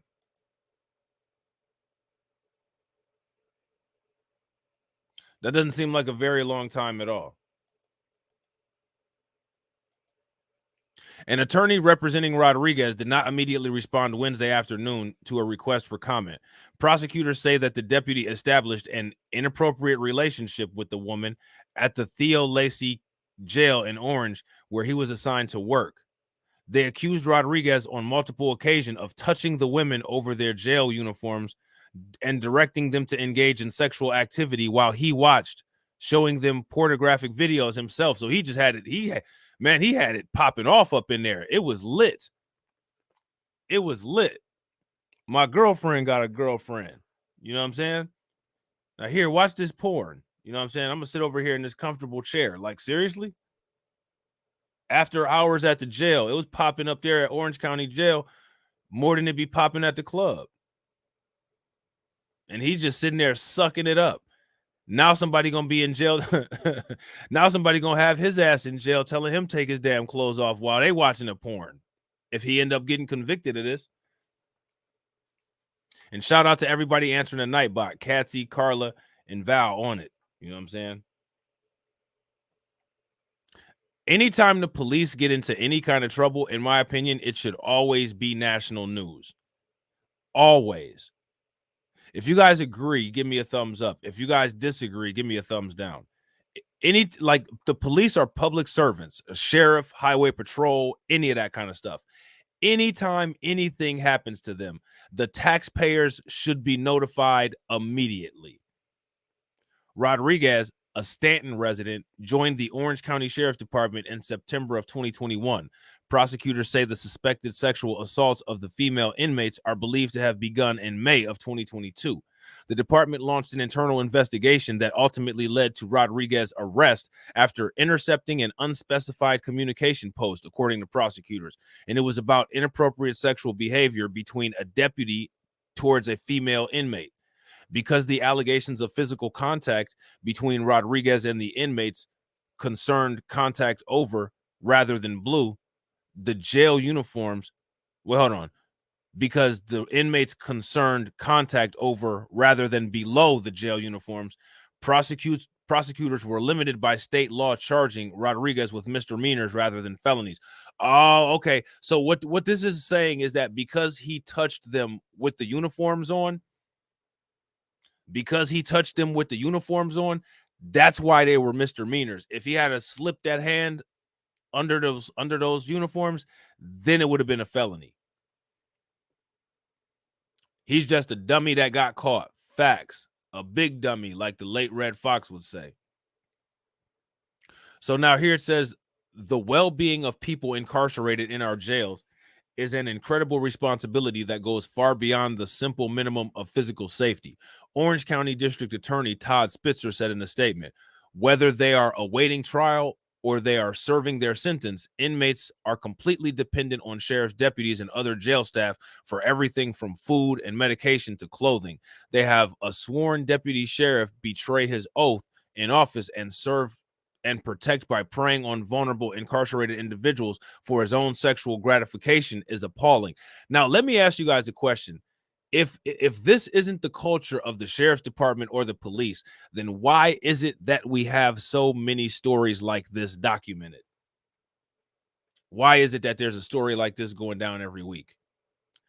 Sheriff's officials in an August statement indicated that Rodriguez had been placed on administrative leave. So again, here we go with the administrative leave. It wasn't clear on Wednesday whether Rodriguez is still on administrative leave, resigned, or has been formally fired from the department. He remains free on conditional release pending trial, court records show. So very interesting treatment that they're giving, a servant of the public who has clearly an allegation of breaching public trust. You know what I'm saying? I don't know how good I feel about that. What do you guys think about that?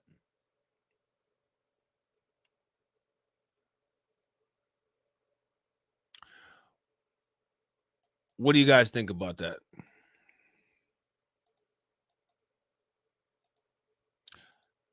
One thing that I think about it is that cops are dirty. You know what I'm saying?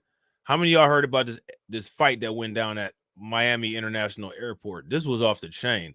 And then these women ended up getting detained and arrested. Like, this was just wild. Have you seen this video yet? Chaos erupting inside of the Miami International Airport terminal on Tuesday. The two women in the video arrested. They are out on bond, but authorities say they were arrested after 20-year-old Micaiah Mercer and 21-year-old Janae Nagash were told that they were too late to board their Frontier Airlines flight. Well, that's when officials say Mercer threw a plastic sign holder at the employee, cutting her in the face. While officers were arresting Mercer, police say Nagash tried to interfere. She too was arrested. The airline agent had to be taken to the hospital. Now, Frontier Airlines releasing a statement saying, in part, quote, "We are providing our full support to the injured team member, and we are appalled by the conduct of the two customers who were ultimately arrested. Both will be permanently banned from flying with us in the future." They on a no-flight list like they was at January 6th and shit. So now, yeah, here it says two women were arrested after a wild fight with an airline employee at a ticket counter at Miami International Airport on Tuesday that was caught on camera. The video provided by Only in Dade showed the two women in custody following the altercation just after 9:30 a.m. So they was getting it popping at 9:30 a.m. at Frontier Airline ticket counter. Man, listen. How many have y'all ever flown Frontier? Right, that's what I said. As soon as they said either Frontier or Spirit, bro. Anytime I hear Frontier or Spirit, woo-wee. Like, would y'all agree that Frontier and Spirit are like the Waffle House of airplanes? If y'all agree that Frontier and Spirit are the Waffle House of airplanes, give me a thumbs up. If you guys disagree, give me a thumbs down. I had to fly Frontier one time, and I gotta agree with Kid Gravity. It wasn't that bad. I can't even front. You know what I'm saying? Torian said it had to be Florida again. What about Soul? What about the Soul plane? Man, Snoop Dogg up there smoking a blunt. You know what I'm saying? Allegiant. I never flown Allegiant. I heard Allegiant is pretty good. You know what I'm saying? It'd be going down in them Spirit lines though, man. That should be wild, man. It'd be going down at the airport, period. Like, I don't know. It should be mandatory to either smoke a blunt or take some Ativan before you go to the airport. Cause like, man, people be wilding. Like, I swear, like everybody is like on their last like limb of tolerance when they're at the airport, and like literally every single person there is on the verge of snapping for no damn reason and shit. You know what I'm saying? Like, I'm pretty cool. You know what I'm saying? Like, I'm laid back. Like, I'm real nice. You know what I'm saying? Like, hey, what's up? You know what I'm saying? Like, you know, all upbeat and nice, and people be turning around looking at me like they about to kill me. I go, oh, never mind. You know what I'm saying? Like, my bad. I'm just stay to myself. You know what I'm saying? Like, everybody be angry. Like, nobody got any sleep the night before. People hungry. You know what I'm saying? They mad, just irritable. Like, as soon as you go in line behind somebody, they turn around and look at you like they about to kill you. TSA, you be like, "Hi, how you doing?" They cut you off right in the middle of your sentence. "Hey, how you do?" "ID." Okay, you know what I'm saying? Like, damn, motherfucker, you been here all night. Like, why are you so angry? So now here it says the Miami-Dade police said that the two women were not allowed to board their flight to Atlanta after showing up 45 minutes late. The argument escalated when one of the women, whose name was 20-year-old Macon Mercer, threw a plastic sign holder at an employee, causing her to suffer a cut on her face, an arrest report said. Yo, do y'all remember when that dude fought that woman at the airport? And I don't know, it was like some WWF shit. Like, he like grabbed her and was like pulling her around like a rag doll by her hair. Do y'all remember that? I think he like smacked her too, and she went flying like a car hit her. Do y'all remember that? It like went viral. I'm telling you, it'd be going down at the airport. Like, I just be trying to get there, get through TSA, and get into the plane safely, and hopefully get from point A to point B. Like, I don't be trying to be on all that. You know what I'm saying? I don't be trying to be on all that. You know what I'm saying?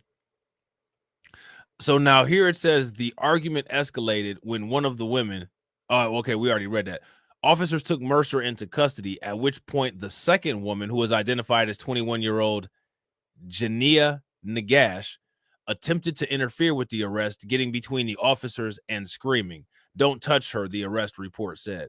Nagash was also taken into custody and charged with resisting arrest with violence and disorderly conduct. Mercer was charged with aggravated battery, resisting arrest with violence and disorderly conduct. So, like, man, just, you know what I'm saying? Like, being late and not able to get on the plane, now you're not able to fly anywhere using that airline, and you caught some charges. Like, you know what I'm saying? Like, don't do that next time. You know what I'm saying?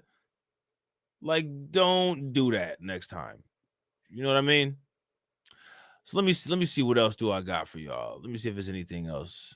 Is there anything else? Let me see. Is there anything else good? Is there anything good?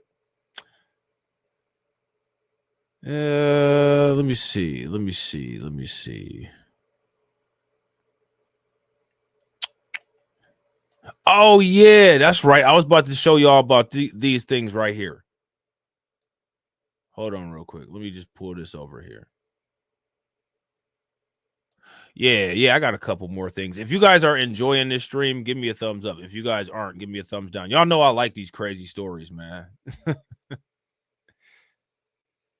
The plane was tiny when you flew Allegiant, Carla. I can't be sitting in no damn tiny plane.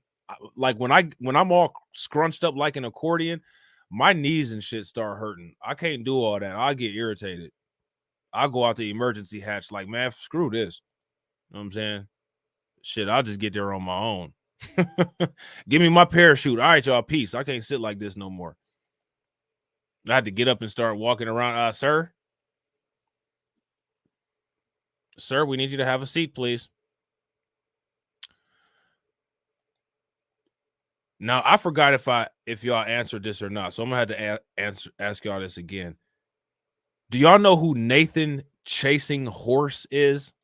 I know that's a hell of a name, but do y'all know who that dude is? If y'all know who he is, let me know in the chat. He's some actor from something called Dances with Wolves. But apparently this dude is quite the degenerate. Dances with Wolves actor Nathan Chasing Horse was arrested for sex abuse and accused of running a cult. So, I mean, this to me seems pretty newsworthy, and you know what I'm saying? Like, not too many people are talking about it. Let's check this out real quick. Hopefully this will play. Yeah, there we go. Okay.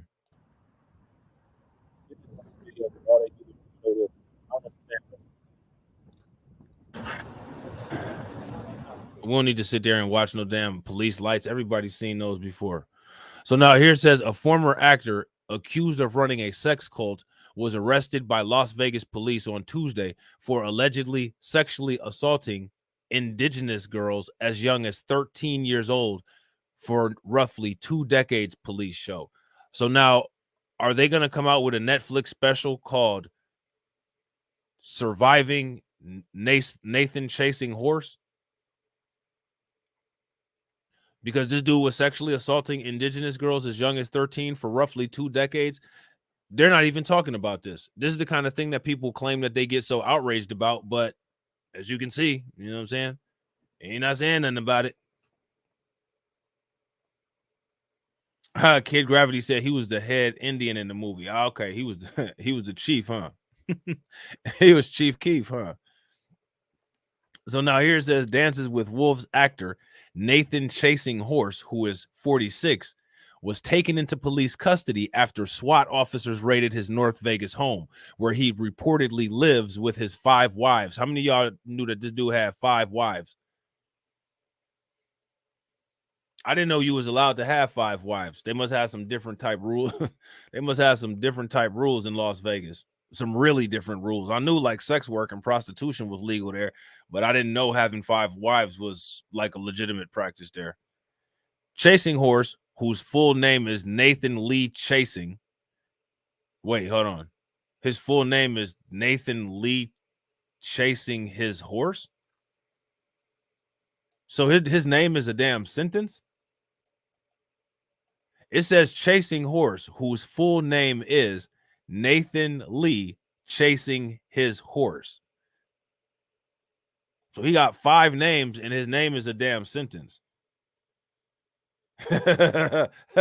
Right. His name should have a damn period at the end of it.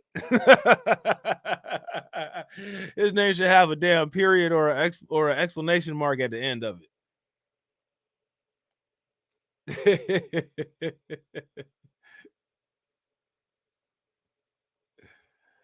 Look at this.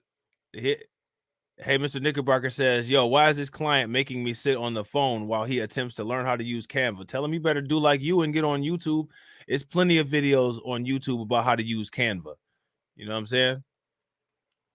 So now here it says Chasing Horse is the apparent leader of a cult called The Circle, and he's been charged with sex trafficking, sexual assault of a child younger than 16, and child abuse, according to the arrest warrant. The former actor, known for his role as the young Sioux tribe member Smiles a Lot in the 1990 Kevin Costner film, was arrested after a month-long investigation spurred by a tip police received in October of 2022. So in this movie, his Sioux tribe name was Smiles a Lot.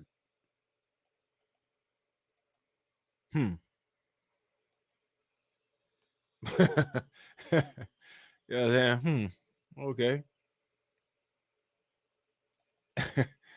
Yeah, definitely. How much did this movie cost? $5? You know what I'm saying? So now here it says Chasing Horse has allegedly abused 6 victims, investigators found, according to a 50-page search warrant obtained by the Associated Press. The sexual abuse accusations against the accused cult leader date back to the early 2000s and span multiple states, including Montana, his home state of South Dakota, and Nevada, where he has lived for the past 10 years. Chasing Horse, a member of the Sikangu Sioux tribe of the Lakota Nation, attracted followers across the tribes in the U.S. and Canada who believed he was a medicine man and holy person who could communicate with higher beings and perform healing ceremonies, according to the warrant. So this dude was out here acting like some damn medicine man or some shit. He was tricking people and shit. Shout out to DSB. Yo, and ladies and gentlemen, make sure you guys show some love. I didn't even catch that to DSB for joining the membership. You know what I'm saying? That's awesome. Make sure you guys drop some radiation emojis in the chat for him. Definitely appreciate it, bro. So now here it says Nathan Chasing Horse used spiritual traditions and their belief system as a tool to sexually assault young girls on numerous occasions, the document states. So he was manipulating people with the religion. Pronounced Sioux tribe. Okay, got you, Carla. Good look. So he was manipulating people out here with the religion. Followers of the Circle cult offered their young daughters to Chasing Horse to take as wives. One girl was allegedly offered as a gift to him when she was 15 years old, and another married him when she turned 16. He was reportedly banished from the Fort Peck Reservation in Popular, Montana in 2015 amid allegations of human trafficking, the warrant reports. He has been accused of prostituting young indigenous girls by offering them for sex with other men who allegedly paid him. Man, that's crazy. That's crazy. Man, look, if you guys agree with Maine, give me a thumbs up. If you guys disagree, give me a thumbs down. I got to agree. You know what I'm saying? I got to agree.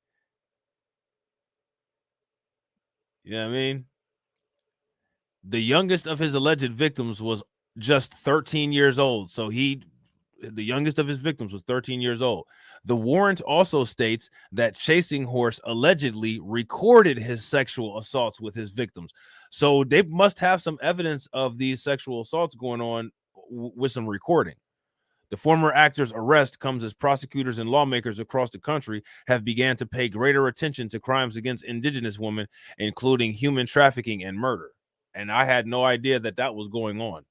But according to the New York Post, that's some kind of initiative that's been happening. I was unaware. You know what I'm saying? I was unaware of that. So what do you guys think about that? Now,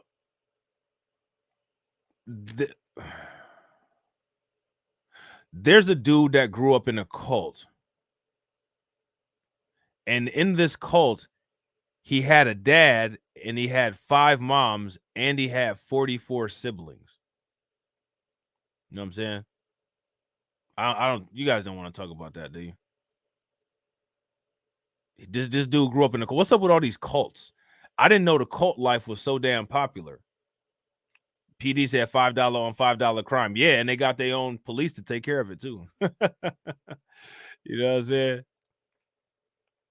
Shout out to my man TD Hip Hop Media. TD Hip Hop Media says Rob hit 3K subs suddenly. You know what I'm saying? This dude right here grew up in a cult with his dad and 44 siblings. They was getting it in. 44 siblings? How many kids per mom is that? That motherfucker had about 7 kids per mom. No, what? No, he had 9 kids per mom. 9 times 5 is 45. He had about 9 kids per mom.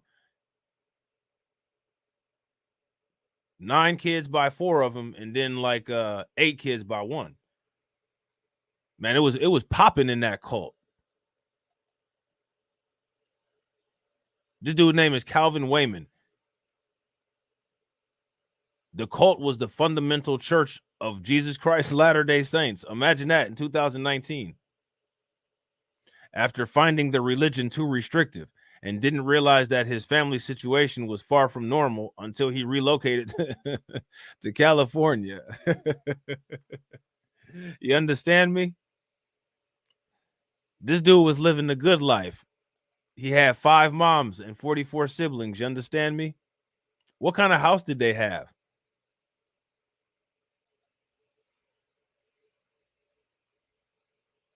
I knew religion was involved too. He had a bunch of sister wives popping off. A man born into a fundamentalist Mormon cult is speaking out about his very unconventional upbringing. Calvin Wayman, who is 34, left the Fundamental Church of Jesus Christ of Latter-day Saints in 2019 after finding the religion too restrictive. How is the religion too restrictive if you allowed to have 5 wives? That sounds pretty damn accommodating to me. Yeah, he do look wicked as hell, don't he, DSB? Having 5 wives seemed pretty damn accommodating. You know what I'm saying? And clearly, I mean, he was servicing all of them. He had 44 kids. I had 5 parents all in the same house. 1 dad, my biological mom, and 3 other moms. Wayman divulged in a new episode of My Extraordinary Family. I also have 44 siblings. He further explained, we grew up on a farm. We worked together. We fed the animals. We milked a cow. Wayman told the show that he relished his childhood and is thankful for his enormous clan, but they did not all support his decision to leave. That, what was it called? The FLDS, the Latter-day Saints, whatever. Hands down, the best part of my life and upbringing is having 44 siblings, he said.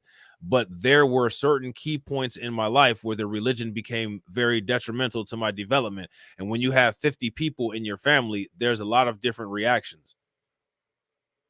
That's the mom right there. That's looking kind of odd. You know what I'm saying? Wayman revealed that his father was saddest about his decision to leave the religion, saying he took it personally. He was really wanting to understand why, and then he tried to talk me out of it, he explained. He gave me a couple of different books and said, please read these books before you make the full decision. I will read them, but I've already decided, he said. Meanwhile, fellow members of FLDS were judgmental. A lot of people in the community were quick to say something sharp, he asserted in the program, because as far as their views goes, I was someone that got sucked into the allure of fame and money in the world, and they got incredibly toxic in some places. After relocating to California, Wayman said he needed to deprogram himself and adjust to life outside of fundamentalism. Wayman's mom, Christine, has 12 biological children, 6 of whom have now left FLDS. So clearly there was some issues going on there. Clearly there was some issues going on there. You know what I'm saying? So, I mean, what's interesting about that is like, that's something that's looked at as normal. And nobody has a problem with it. Good looking out to PD Chicago B1. And that's not normal. And you know, those kind of, that goes down all, and shout out to Catsy for answering the Nightbot. That goes down in Utah all the time. You know what I mean? And in a lot of cases, there's a lot of abuse that goes on in those situations. And real quick, ladies and gentlemen, make sure you guys show some love to Catsy for becoming a member. You remember, guys, the memberships are only 99 cents and they greatly help the channel. You know what I'm saying? So I'm actually, okay, there we go. I was about to say, I'm actually trying to share the stream. You know what I'm saying? Or trying to share the screen real quick. So what we're going to do now, if I can find it, hold on, give me 1 second, y'all. Intro files. Oh, where did it go? Oh, okay, here we go. Is if anybody wants to call in, you know what I'm saying, and turn up and celebrate with your boy, we can get that in. All right. So what I'm going to do is, are there any moderators in here? If there's any moderators in the stream, let me know. Okay. I think there are. I think I see a couple people who are. And what I'm going to do is I'm going to share the call-in link. All right. And if the moderators could every couple seconds repost the call-in link, that would be great. I'm going to play the call-in interlude music to give you guys time to get queued up in the StreamYard studio. And once that's over, we'll chop it up. All right. So let's get it.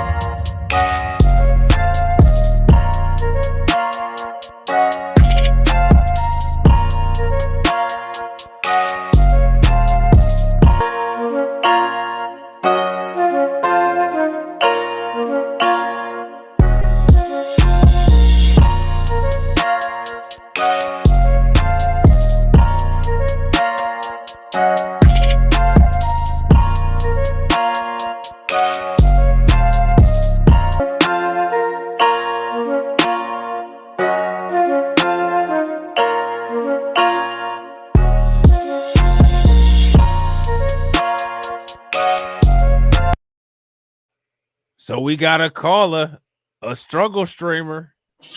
Yeah, we struggle streaming today. Oh, we struggle streaming for real. We got the phone. He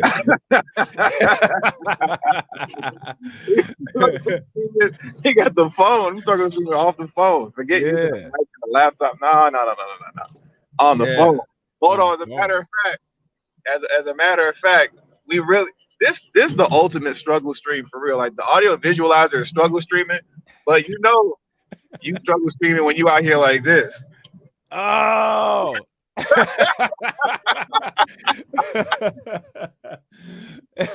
That's hilarious. With the phone up vertical too. Can't even put it sideways. Bro, this is the John Q ransom stream. Like, you know what I'm saying? Like, you John Q out here calling in like my my son will not die before. Well, what did he say? What did I will not bury my son. My son's gonna bury me. You see, I know the line and everything.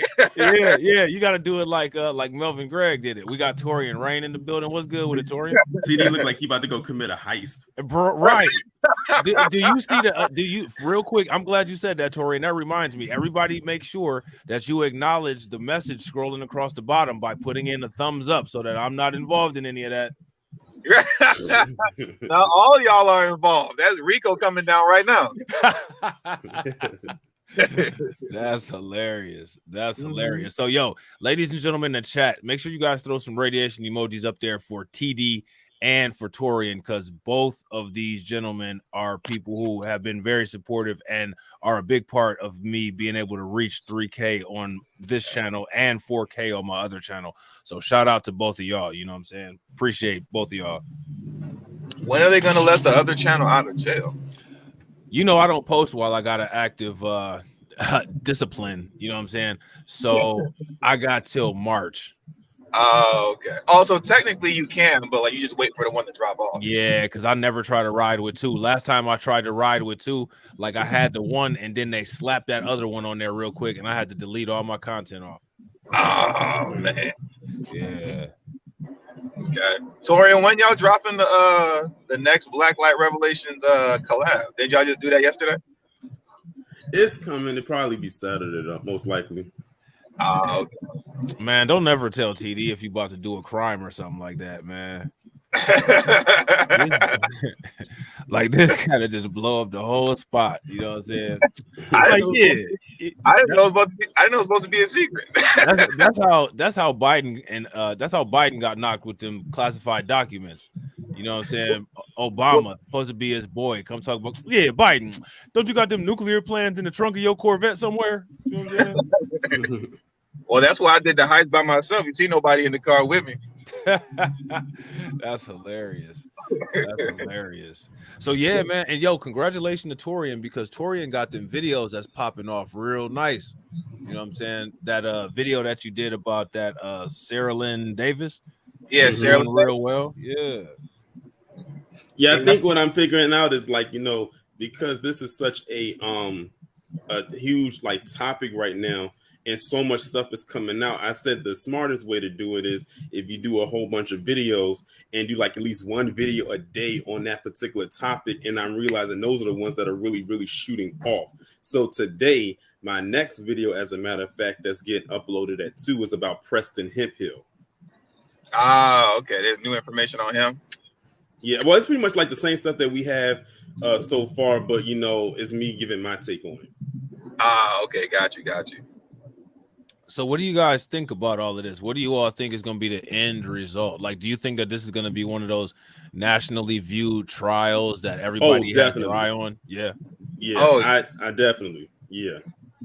I tell you, but what's the name? Old boy Preston Hemphill, though, he going like nothing's gonna happen. I see people talking about like he needs to be charged and stuff. He's not gonna get charged with anything. Like, don't get your hopes up if you're thinking like Preston Hemphill is gonna get charged. I see people talking about fire him and charge him. I can see the fire him, just kind of like for political reasons, like, hey bro, you gotta go. I'm sorry. You know what I mean? Like, you punch him with a taser and you said I hope he stomp his ass, like you gotta go, But as far as charging him is concerned, I don't see them charging him with anything. I just see the 5 brothers getting charged and going to jail, and that's it. I put it like this: they'll charge him if it gets to the point of what it was like back in 2020 with Derek Chauvin. Yeah, I could see that. Like you're talking about, like with the political climate, with people like in the streets and stuff like that. Yeah. Yeah. Like if they say, like if for something just kind of happens and let's just say fire will rain, I'll just leave it like that. Then they'll say, you know what? Okay, you're costing us money. Let's just go ahead and lock him up. Oh, okay. Yeah, I can see that. Man. I can see that, man. Yeah. There's always something that they can technically get you on. You know what? I'm glad I actually have all 3 of you guys up here. Matter of fact, I gotta go right now. Bye. Look at this dude, man. Like he'll do that too. You know what I'm saying? Like I'm out. Peace. You know what I'm saying? I'm gone, bro. I'm out. Right, man. My Bluetooth ain't working. I gotta go. Bye. You know what I'm saying? Like what? So check this out. I got this. Hold on real quick. Lois said that she can't see us. Are you guys able to see the display? If you guys can see us, give me a thumbs up. If you guys can't see us, give me a thumbs down. No, I think she meant we don't have the camera on. Yeah, yeah, Oh. you don't have the camera on. You don't know, man. Me and Torian, man, we do it like this. This is how we do. The only time I ever show my face is when I'm on TD. He ain't lying. Trust and believe listen. If I'm glad that last week when we did that video on Charlie Chion that we decided to not have the cameras on because my facial expressions was like the worst. Like some of the stuff he was saying, I think they were even worse with the video we did yesterday. So I think for all intents and purposes, it's good that we just have the display on, like the picks up instead of our faces. Right. Bro, I be smiling too much. Rob be too lazy to put his shirt on. He's in there with his shirt off, smoking a cup of coffee. Like, come on, man, just put his shirt on. You be all right.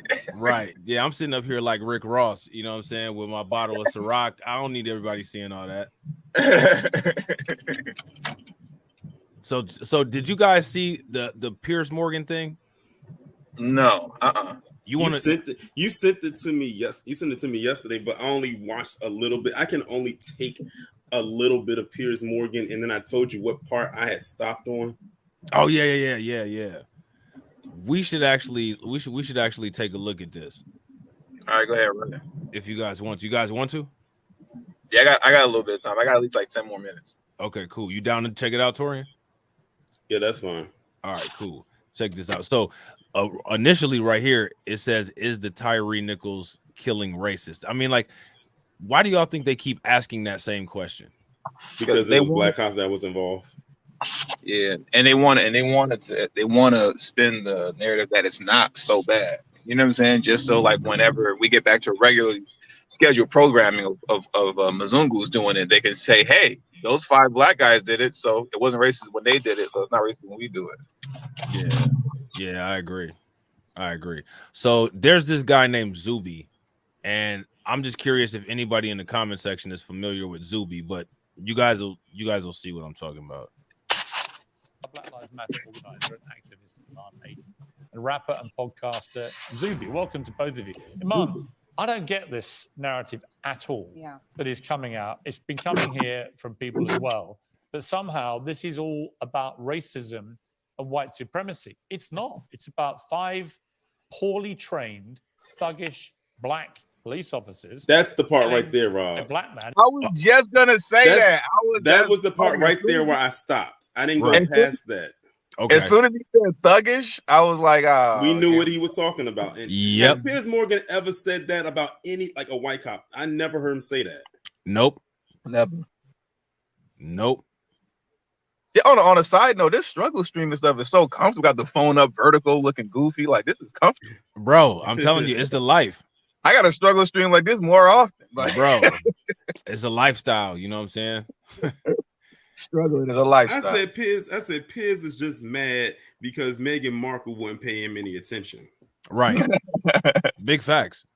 He got a real weird obsession with Meghan Markle. It's really kind of sickening. You know what I'm saying? Does he still talk about it? It kind of gives you a Thomas Jefferson, Sally Hemings type of thing. Yeah, no doubt. Let me stop. It just amazes me how like Piers Morgan is like sitting there acting like he has no idea what's going on, and then like people like Zuby just get under my skin. Mm-hmm. People like Zuby just get under my skin. Like people like them make things so much more difficult. You know what I'm saying? Like it's just ridiculous. And you did nothing to deserve it. That's it. Okay, so I just have to start with saying that video was absolutely disgusting. One of the worst videos I've ever seen in my entire life. And it goes on and on and on. Yeah, it was disgusting. There was 2 versions of it: the body footage, and of course the poll from across the road. Absolutely disgusting. So I'm absolutely horrified at the fact that, of course, it was 5 black people. But for me personally, this is about an abuse of power and a disregard of human life, and those individuals need to be accountable for their actions. That I need to. Don't disagree. What's it got to do with racism and white supremacy? So why are white people responsible for this? Okay, so people could also argue. Well, Piers, if you would let the woman talk. My goodness. Right.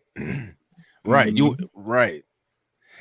Again, like that's that whole separation thing. So like it to me is interesting how they never even ask about a separation. Like, well, you know, like, are you saying white people are responsible or are you saying white supremacy is? Notice how they never say that. Why do you guys think that is? That's the same thing of them saying, it's funny you mentioned it because he was talking about it today when we was on the Whoopi Goldberg topic. You know how the people, them folks, keep trying to say they're different from white people, right? But they're white themselves, right? Exactly. Yeah, it's just all of these mental gymnastics is just bizarre. But they'll be quick to lump us all in a box, though. If we try to say, "Oh, we're foundational Black Americans," and someone else, you know, says that they're not, or that they're not, then they'll be quick to lump us all. That's why I keep telling people: if you are foreign or you are non-foundational Black American, when you come into the United States of America, North America, you know, the country that sits between Canada and Mexico, you are now under the umbrella of nigga. But yeah, I mean, basically based on what they say. Right. Well, I'm Hebrew Israelite, so I'm not Black. This dude, wow. You know what I'm saying? That all them Kyrie and Kanye commentaries them messed up this dude head. You know what I'm saying? Don't call me Black. Just like you can call them folks white, don't call me Black. I'm Hebrew Israelite. I'm just here to make you think, right? Period. Yeah, don't call TD Black. Period.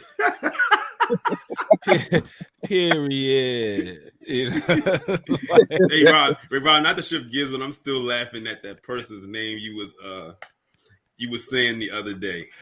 You know what I'm talking about? I was in the chat cracking up. I could barely type.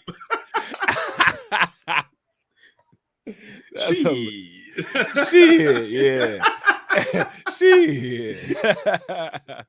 This dude's last name was Shit. So like every time like I would read his name, I'd be like, shit.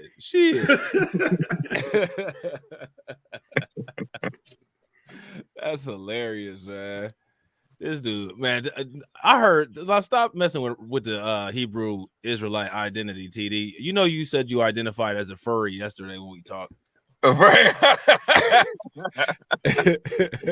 No, I'm Hebrew Israelite, man. I'm Hebrew Israelite. I'm not Black. Don't call me Black no more. I think Kendrick said that in his song. Don't call me Black. You said you was furry yesterday. Period. That's hilarious. I mean, I'm just here to make y'all think, man. That's all. I'm just here to make you think. Internalized racism, which is a byproduct of societal or institutional racism, also referred to as white supremacy. So Black police officers become white supremacist racists who kill Black people because they work in an atmosphere of white supremacy. Is that it? I can explain it a little bit better. Okay, so anti-Blackness is baked into society here and in the US, and Black people are not impervious to that. And so what people fail to realize— so Black people are anti-Black. Yep. Yeah, he refused to let her cook. And why can't he understand about Black people being anti-Black? Isn't that what is when white conservatives call out white liberals? They call out white liberals as sellouts and anti-white. So like this dude, he can't conceptualize that. Yeah, the look on her face told it all. Like I can read body language very well, and she was like, "I know this dude is not trying to do the Jedi mind trick on me." He is. That woman seems like she's pretty smart. You know what I'm saying? She got this under control. You know what I'm saying? He probably knows that she is. That's why he keeps cutting her off, because every time she about to cook, he's like, "Oh, so you're telling me like she didn't tell you nothing yet? You keep talking." Piers Morgan is literally the what's his name? Is literally the Tucker Carlson of Britain. Yeah, I was getting those what's my man's name again? Bill O'Reilly vibes. Oh, Bill O' wife beater. Yeah, Bill O' wife beater, man. Real quick, y'all, if y'all haven't hit that like button, man, hit that like button. Also, make sure you guys share the video out, and also make sure you guys give TD and Torian a sub. You know what I'm saying? Make sure you guys go over there and check out their content too. Oh, before you hit the play button, I gotta throw that on a soundboard. Like, I know y'all seen that old like Bill O'Reilly clip from like the 80s or something when he was tripping on the hot mic. He was like, F it, we're going live. We're going live. You ever seen that? Oh, nah, I ain't never seen that, but that would be dope on the soundboard though. You never seen that? Have you ever seen that, Torian? I never seen it. Oh man! All right, well I'm gonna play it. I'm gonna show like the actual video on Thursday's stream, but then I'm gonna throw it on a soundboard. I can't believe y'all never seen that. Yeah, that only went on in the TDCU, the TD Hip Hop Media Comic Universe. You know what I'm saying?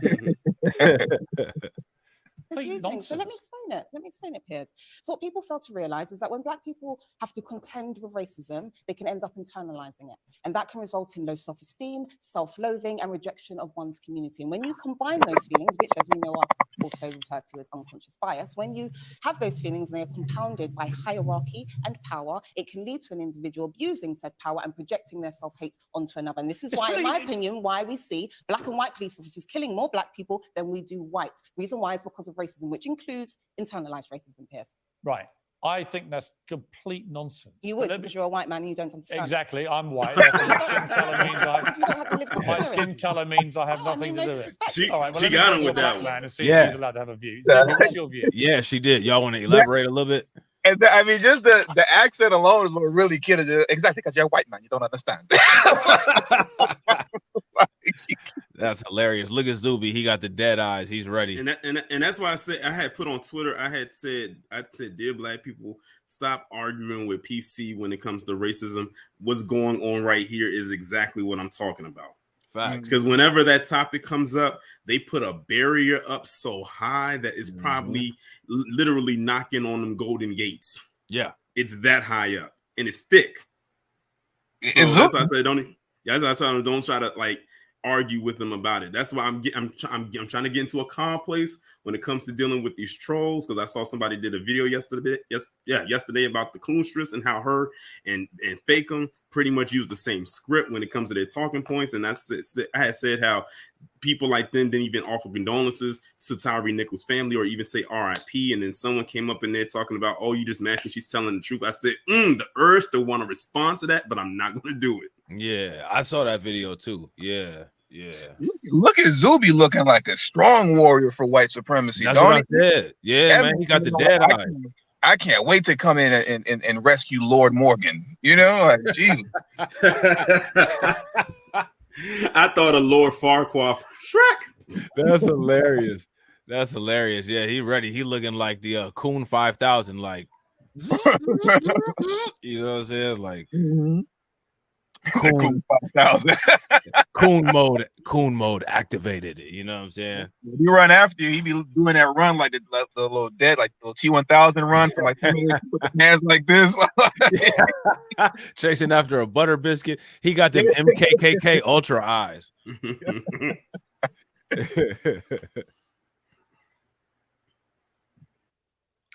Okay, so I agree with the first half of everything that was said there. I agree that the video was disgusting. I agree that this is an issue of training, and I agree that this is an issue of the human heart. I think that any attempt to put the blame on this in any way, shape, or form on racism or white supremacy or white people in general is absolutely ridiculous. I also think it's pretty degrading because this sort of idea stems from the notion that Black people, Black men, Black women, that we do not have full agency and responsibility and therefore accountability for our actions and our words. That's not true at all, because nobody said that they weren't guilty of committing a crime. They're saying that the crime was influenced heavily by a culture of white supremacy. You still make the ultimate decision. Nobody's saying that absolves them of guilt. We're just saying where it came from. And Zuby understands that. Also, what I found to be interesting too is that how Piers Morgan and this Zuby character, who like you had to inform me about who he was yesterday, so this is my first time actually really listening to him, is how they will say that this is not stemming from white supremacy, but if there was 5 white cops involved in this, they'll say that it wasn't white supremacy as well. Right. Mm-hmm. And who wrote the policy book? Who wrote the training manuals? White people. mean, you know what I'm saying? Like, there you go. You And know the what I mean? concept of policing stemmed from slave catching, so I don't even know what, like, you know what I'm saying? Right. There's that too. Yeah, super facts. You know what I'm saying? And so, like, this just shows like the intellectual dishonesty. So, like, this is one of the reasons why, like, and I agree with what Torian was saying about to me, it's not even worth a discussion. Like, it's not even worth wasting your time. Like, I would, unless like somebody was paying me an ungodly amount of money to just go on to somebody's show or go on a stream or go on a TV interview and just embarrass somebody, other than like, if there wasn't any kind of incentive like that, I don't really have any kind of desire to even entertain that kind of conversation with people who I know are invested in purposely not trying to make any kind of headway. You know what I mean? I feel you. I agree. I'm right there with you. That's like when people used to tell me in the comment section of my videos, they would be like, oh, like you should like go and like debate Officer Tatum. You know what I'm saying? And or you should go debate like a Candace Owens or something like that. You know what I'm saying? They would always bring up like another black conservative person. Like I don't know why I was getting a lot of that like a year or two ago. You know, they want to be entertained. Yeah, that's what that is. It's entertaining, I guess. You know what I mean? But it was just they would say that, and it's just like, why? It's a waste of time. It's for what? You know, it doesn't accomplish anything. Like unless they got a bag for me, I'm good. You know, I'm good. I can't sit in front of somebody and just listen to them be disingenuous like for an hour. Like I'm all right. Do you guys remember did y'all see Chronicles of Riddick? No, it's been a while since I've seen that movie. Do you remember how Chronicle of Riddick, or how Riddick, when he was leaving out of the Coliseum, he was like, "Nah, I don't have any beef with you guys, but I will take a crack at him. He's got my knife sticking out of his back." And then he beat the crap out of that dude, killed him, and took the knife back. See, if they had a lineup of coons, I would be like, nah, I ain't got no beef with these guys, but I do want to crack at that guy. And it would either be like Matt Walsh or Ben Shapiro or something like that. Because, you know, like it's just like sports to them. Like they just want to see you going back and forth. And like those black conservatives is so silly. They don't even realize that they're just looking at it for the arena aspect of it. You know what I'm saying? Mm-hmm.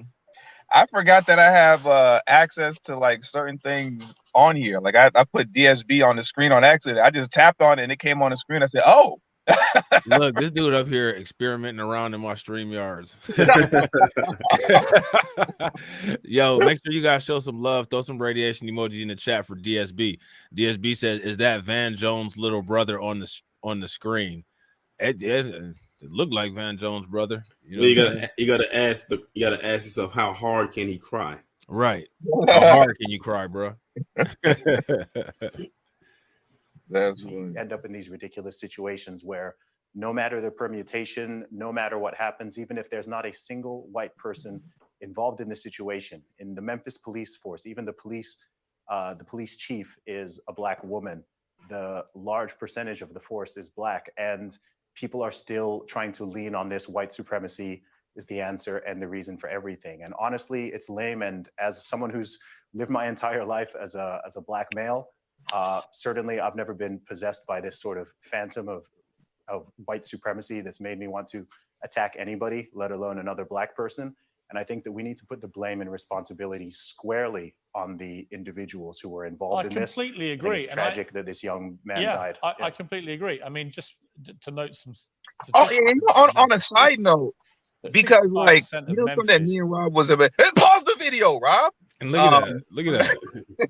Spazzing out over there. That's what people be doing on panels, don't they? Yeah, they be flipping. Just flip it out. And then it triggers a YouTube little thing. They say, "Oh, we see a little blip on the radar. It just kind of went up a little bit. Let's see what they're talking about." Right. Right. No, you know, I was just thinking that I gotta run because you know yesterday when we was talking, what's that chick from Australia that moved to the US? What was her name again? Sydney Watson. Sydney Watson, right? Like how she was living in Australia, but had a whole YouTube channel like talking about like all what she doesn't like about America, all things that's going on here. And then she eventually moved here. And then I'm thinking about like they're in the UK, but like talking about this, you know? So like I don't know, just on some YouTuber type stuff, like how lucrative would it be to like actually cover what's going on in the UK?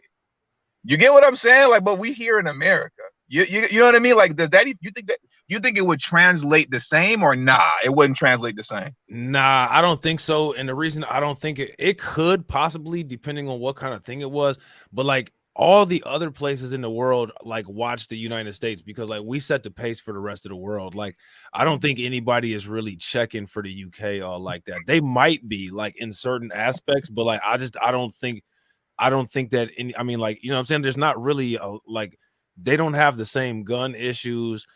The things don't get expedited as far as like through the media as quickly in the UK.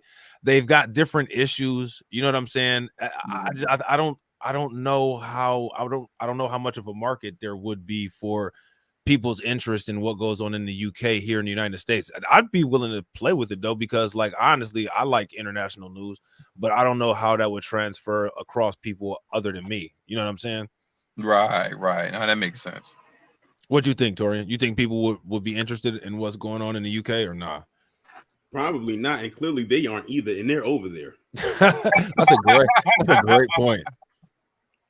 That's a great and I found it interesting that he said he called white supremacy a phantom, as if it doesn't exist, right? Because it did, because it didn't affect him. I said that's who it needs to touch, which then it actually see how real it is. Right, which it actually has affected him because that's what got him talking like that. Mm-hmm. Hey, but I gotta hop off the stream, but I'll get up with you guys later. All right, for sure, bro. Good looking calling in, man. All right, for sure. Peace. All right, bro. Peace.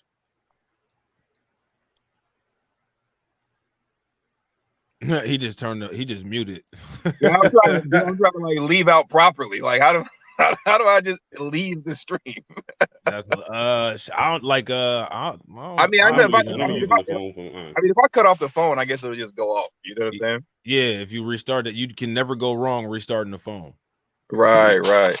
I guess. Oh, there we go. All right, I'm out. All right, bro. Peace. Yeah, we got the For Real struggle stream popping off. People can't figure out how to get in and get off. Like it's lit. It's authentic. You know what I'm saying? It's authentic struggle time. You know what I'm saying? Hold on real quick. Shoot. Hold on. There we go. Our population is black. 58% of the entire police force in Memphis is black. The police chief was a black woman, right? And so on and so on. So you take all that in totality, you think, well, okay, well, where is this institutionalized white supremacy coming from, given the institution is actually served predominantly by black people for a population that is predominantly black as well? So I don't get that point. The second point I make is this. I think there's a wider issue here. The demonization of the police in America, calling them all a bunch of vile racists, has led to many older, experienced, good police officers who are not vile racists quitting the force all over the country. And as a result, in Memphis, for example, they had a massive reduction, 20% between 2011 and 2017 of police officers. 20% went from the force.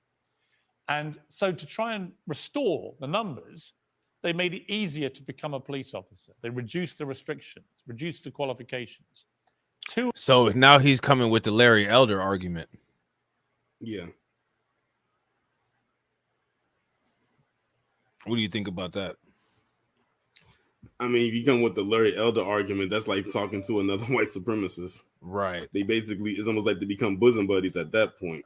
Yeah, that's this exactly. This is the same guy that I did a video on, was yesterday, the day before, who said that Black Americans don't deserve reparations, but 2 years ago he said that the slave owners who did have slaves deserved reparations, as if you could not Google that and see that actually happened. Right. I was about to say, didn't he say something crazy like that white people should get reparations? Like he said that the slave owners who lost property, but when slavery got abolished officially, that they should have got reparations. And he was like, they did though. They did compensate them. Right. Yeah, they absolutely did. And then there were a small amount of things that were given to some slaves, but they robbed them and stole all of that stuff back.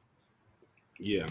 And it's just like, bruh, you don't know any of this history. You know what I'm saying? Like, apparently he doesn't, because a white person didn't teach it to him. So apparently, it's not true. Right. Which is why he lost in that election. Yeah, exactly. Yeah, big fact. So now he got to go back to the drawing board. Yeah, he got to go back to his bag, and it's the only thing that's paying at the moment. You know what I'm saying? 2 of the 5 officers involved in killing this poor young man went through that process in that period of not being required to have the same sort of qualifications that they used to join the Memphis Police Department. So you have a bunch of people being brought in who are poorly trained, who are not qualified to do the job, who end up committing this kind of crime. That has nothing to do with racism and white supremacy. That has everything to do, I think, with perhaps an over-demonized force in general, with a lot of bad apples in it, but over-demonized force leading to many people quitting and being replaced with people just not up to the job. I think it's, well, everything that you said, I don't disagree with. I think it's not about conflating the two things. It's just about presenting a different perspective, an alternative perspective that should be considered, because internal racism is a real thing, so therefore it should be considered. You just heard a black man, in a very considered way, say that basically you're talking. So do you see what go ahead? I know you want to say, so go ahead, get it. Yeah, he's basically trying to call her dumb. Right. And that this guy Zuby is smart.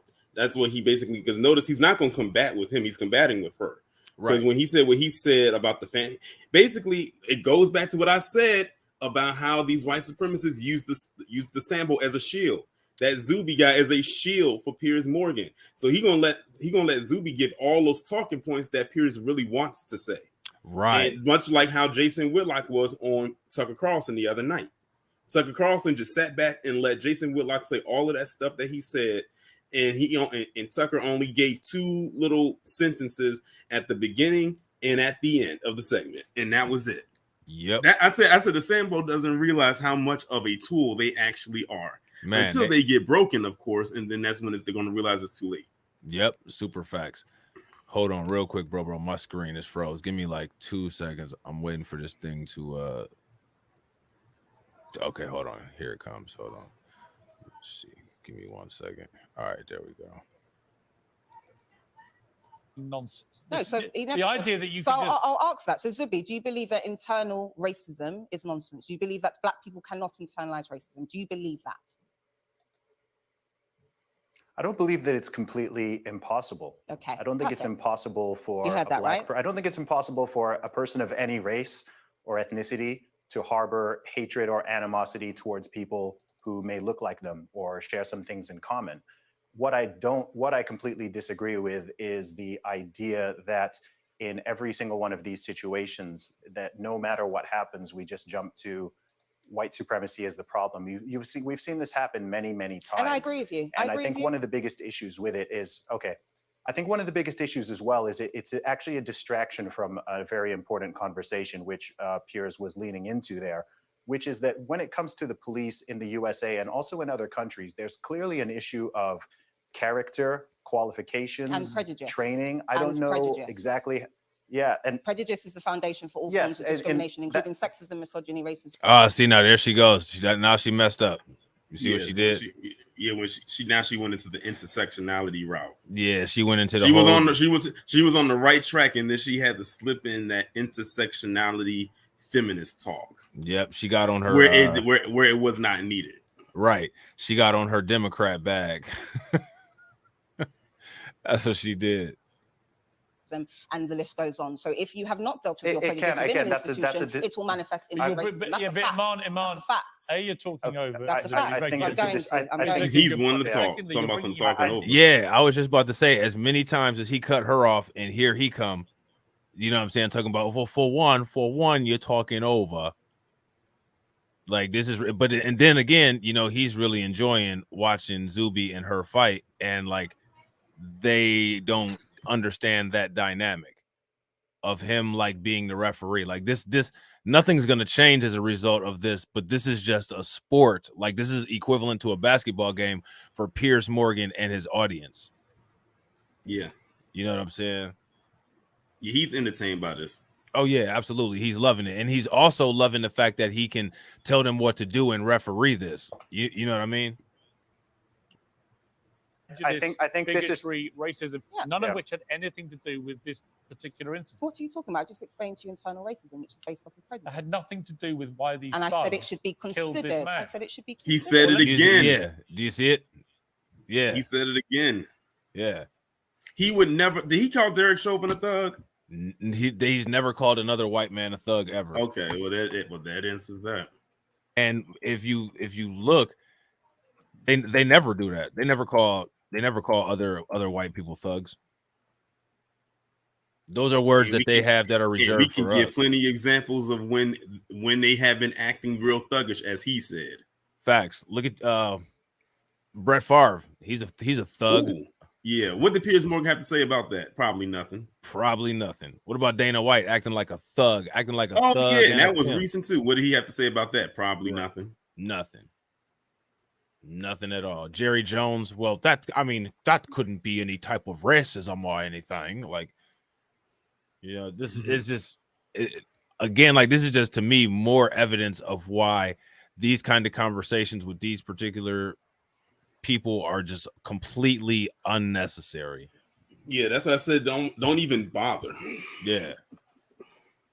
And what triggers them really bad is, like, when they are excluded, they'll start whining about that and call that racism. Well, that's just anti-white racism. I mean, we should be allowed to have MD said that's a war on white people. So you just not being included in everything is a war on white people. It's a war on everything. Right. You being in everything is why the world is correct. Right. Right. Super facts. You know what I'm saying? Let Zuby finish the point you were making.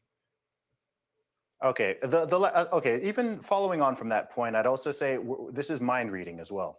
So even trying to bring racism into this conversation, let's say these guys did not have guns and badges. Let's say this was just a group of random thugs, 5 black men beating up another black man. Even in that situation, even outside the police force, I've still seen situations where people try to blame this somehow on this specter of white supremacy. And as I've said, frankly, it's embarrassing. And as a black person, I have just as much agency and accountability. Okay. As I said, black people have full responsibility and accountability, just like it would be ridiculous to see a video of white people beating up a white man. There are videos out there of white police beating up white people. Well, I would also make the point that have you seen loads of videos of I would also, look, if I could just, on that point, I would also make the point. Go ahead, bro. This actually leads into something I was talking about, I think yesterday or something like that. Not with you, though. When he said that there's videos out there of white people, of white cops being on white people, then why don't they display them? Not saying that they don't exist, but that goes back to what Whoopi Goldberg said. Maybe there needs to be more videos of those being seen so they can actually see what we see when it happens to us, and how they got mad at her when she said that, because you don't see it often. And when you do, going back to the Amazing Lucas point, they don't care when it happens to them because it doesn't make the news. Right. They only care about ratings. They could care less about them. So I'm gonna need all black people to really understand this. The black people out there that say that we need to be like, when it comes to white people or these other groups that care about each other, newsflash, plot twist, spoiler alert. They don't care about their own. We probably care about more of our own than they do. Super facts. Because why didn't the Asian community come out and protest Asian on Asian crime when not one but 2 mass shootings happened last week? Because back when they out there protesting like that, it's putting more of a magnifying glass on their own degeneracy. Exactly. And also, the only time they want to come out and say something like that, Charlie Cheon guy did, was when he wants to put out this propaganda that is black people doing all of these things against Asian people.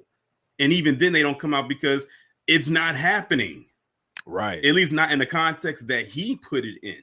Right. Trust and believe, there's proximity crime happening all over the place, and not just with us, but they have to label it as black on black crime. Yep. They do not care about their own the way that you think they do. The only reason many black people think they do is because they get on code against us. That's as far as their unity goes. Right. But outside of that, they are probably fighting like cats and dogs, just like we are on a regular. Yeah, and absolutely. no one bats an eye. Well, at this point, it's just considered human nature. Right. Super facts. Like another thing that's like not really talked about as far as that AAPI on AAPI crime, that mass shooting that took place was actually a hate crime within the Asian community, because like wasn't it two different ethnicities of Asians and there was like some type of anti it was like anti Nepalese or anti-Vietnamese or something like that, sentiments or something like that. So that was actually an inter-ethnic hate crime, and it's not talked about like that. Exactly. And they don't want to talk about, like I did that video about the Romanians who was stealing jewelry from those Asians in San Francisco. And then when they were asking some of the victims, do you want to like press charges? And they was like, nah, we don't want to. Why not? Oh, because they weren't black? Is that what it is? Right. Exactly. I said by you not want to press charges, you're basically letting them go and either come back and attack you again or attack somebody else. Right. And they sure would have attacked. They sure would have pressed charges if they were black. Like that's like because they have to put out the narrative. Because they have to put out the narrative that it's just us doing it. Right. Yep. Absolutely. How else did they get that hate crime bill? Right. Oh, you know what? I actually have a really good stream coming up about that. Because they used that narrative, and then there were other things going on in the background that a lot of people might not have known about financially, because there's always some money behind a lot of that stuff. You know what I'm saying? So yeah, I've been following that money, and I think I got enough information to where I can do a stream about it. So that's coming pretty soon. Cool.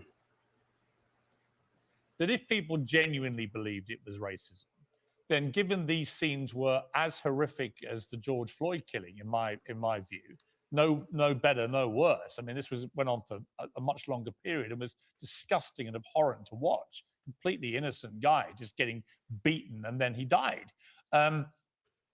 Given that, if it was racism that people genuinely believe was the motivation, we would see the same scenes on the streets of cities all over America that we saw after George Floyd's death.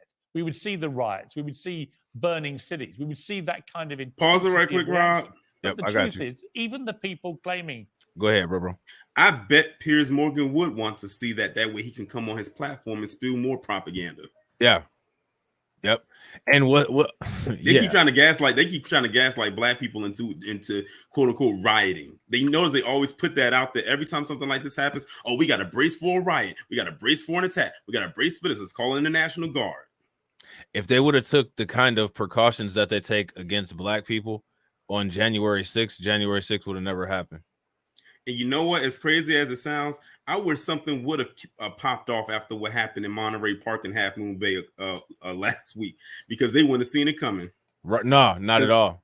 Because they don't expect it from them, but they always expect it from us. And you're right about January 6th. If they took the proper precaution, because they said the National Guard, they was on standby for like 3 hours. I said by the time they were called, then the damage was already done. People got shot.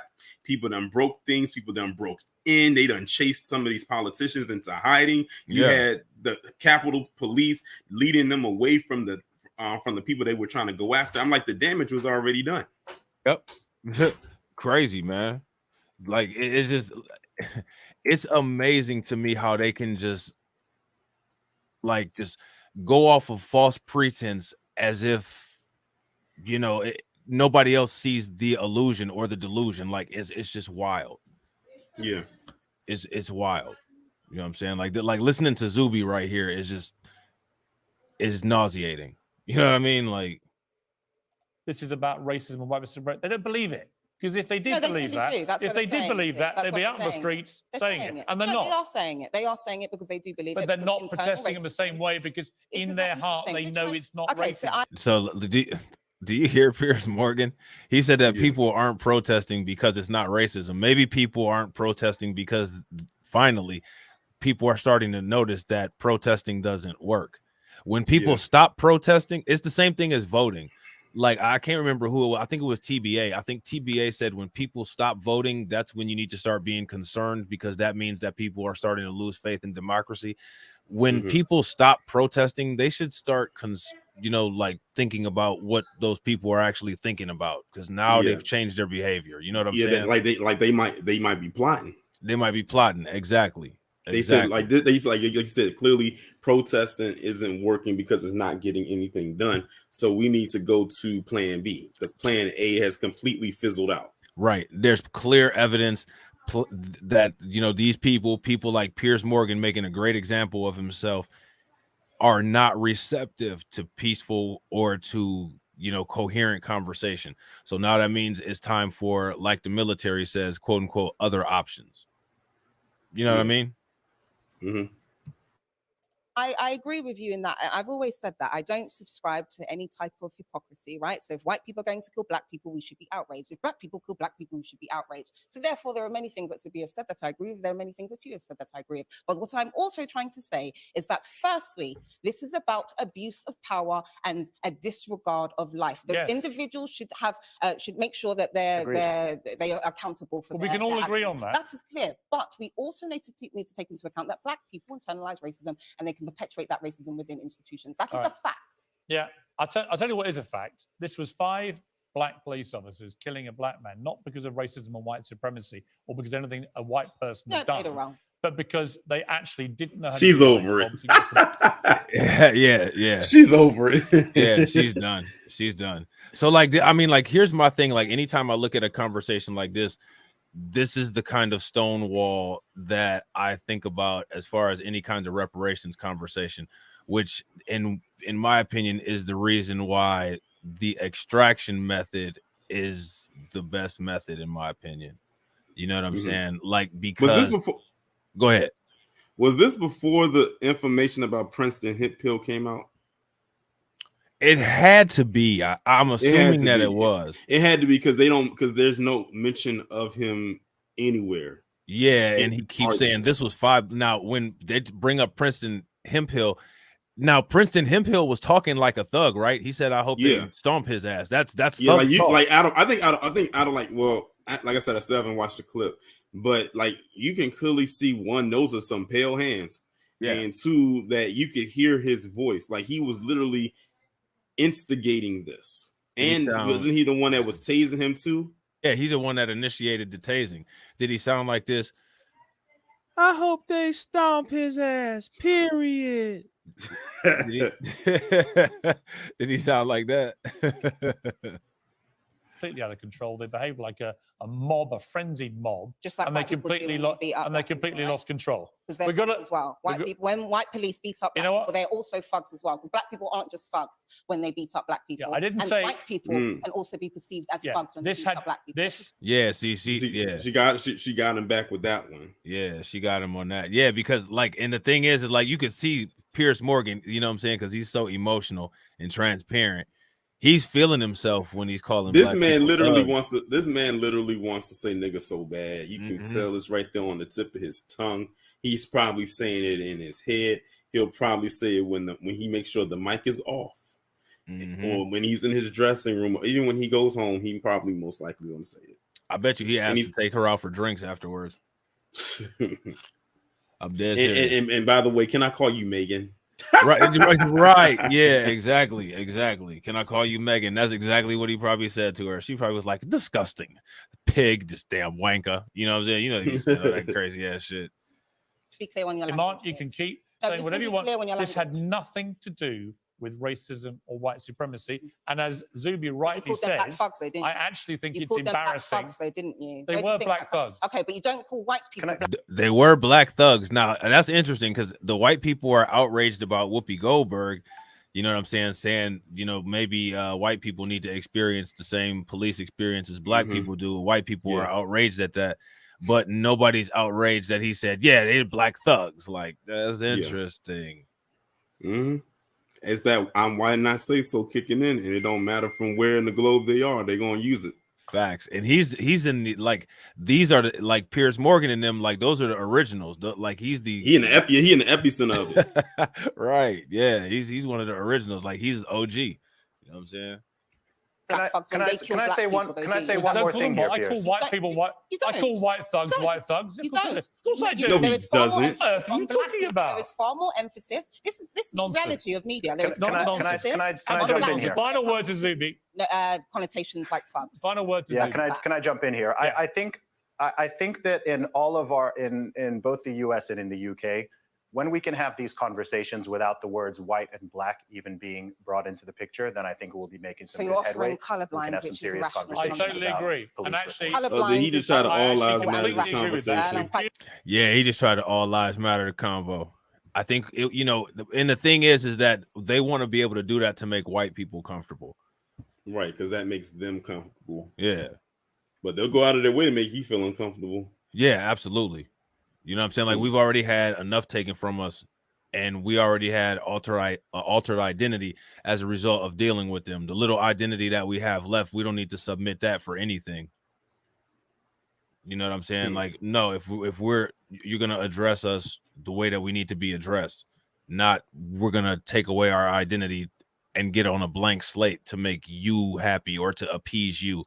The entire world, the way that it works, is completely geared on appeasing you. You're not gonna get that when it comes to dealing with us head on. Like, no. Right. Yeah, that's crazy. So, bro, tell us what kind of content we got coming from you. You know what I'm saying? What kind of good stuff can we expect on the Tori and Rain Reloaded channel? I know you got some good stuff coming. Yeah, well, today, it's Wednesday, so I uploaded episode 5 of the Black Massacre series. That was uploaded at 10. And that was on a place called Camilla, Georgia, and that was basically it happened back in 1868. And basically, the reason why that massacre occurred is because Black people just wanted to vote. Oh, wow. They actually committed a massacre against Black people because they wanted to vote. Trying to be a part of society. Yep. So, and this was 3 years post-slavery, post-slave official abolishment of slavery. Because that was 1865 and this was 1868. So, yeah. So that's what that was about. My 2 p.m. upload is going to be about Preston Hemphill. I think I said that earlier. And then my 6 p.m. one is going to be another one of those stories that went under the radar about this model out of New York named Rachel Lang. I think that's her name. Yeah. Where some old anti-Black tweets came to the surface. And some of those tweets were not only anti-Black, but they were very creepy to the point where I'm going to just say this. If she was a dude, she would probably be brought up on some kind of, I could say, inappropriate stuff when it comes to children, but in particular, Black children. Oh, what the hell? So I'm gonna just hang my hat on that one, because when I was reading that, I could not believe I was reading some of the stuff that she said. Wow. And now, is this an Asian model or is she a Black model? No, she's white. Oh, she's a white model. Okay. Yeah. And you said her last name was Lang? Yeah, her name is Rachel Lang. Her last name is spelled Lange. Oh, Lange. Okay. Okay. Is she? I thought you probably thought Lang, Asian because of Lang, but nah. Yeah. Nah, Lang. Is she related to? Is she like a younger model? Does she have like somebody older in her family that was an actress or actor? As far as I know, nah. Okay.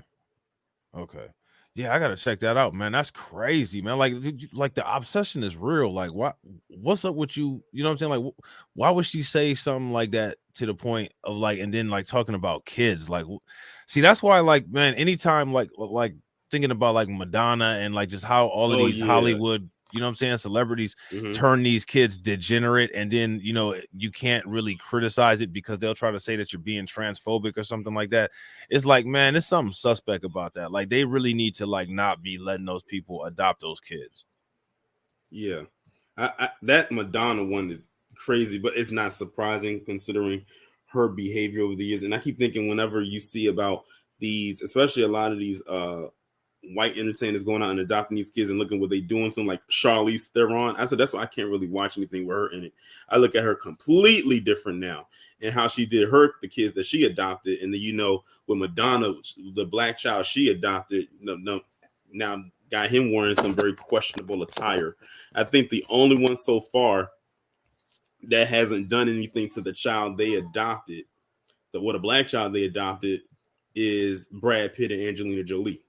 And that's only things that we have knowledge of. Yeah. And then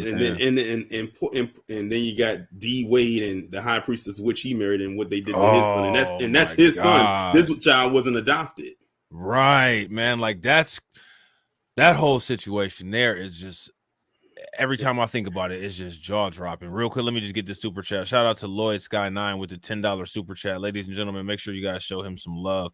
The stats condemn the U.S. government. White American wealth, 86%. Black American wealth, 2.5% of the nation's wealth. The reparations argument often gets mixed up in personal responsibility versus stats, right? But they never get those stats mixed up when it comes to crimes or when it comes to college admissions or when it comes to any of the nonsensical talking points that they want to use. You know what I'm saying? Yeah. Yeah, they always have a bunch of nonsense and some kind of soapbox that they can go on, which is a bunch of garbage half the time. You know what I'm saying?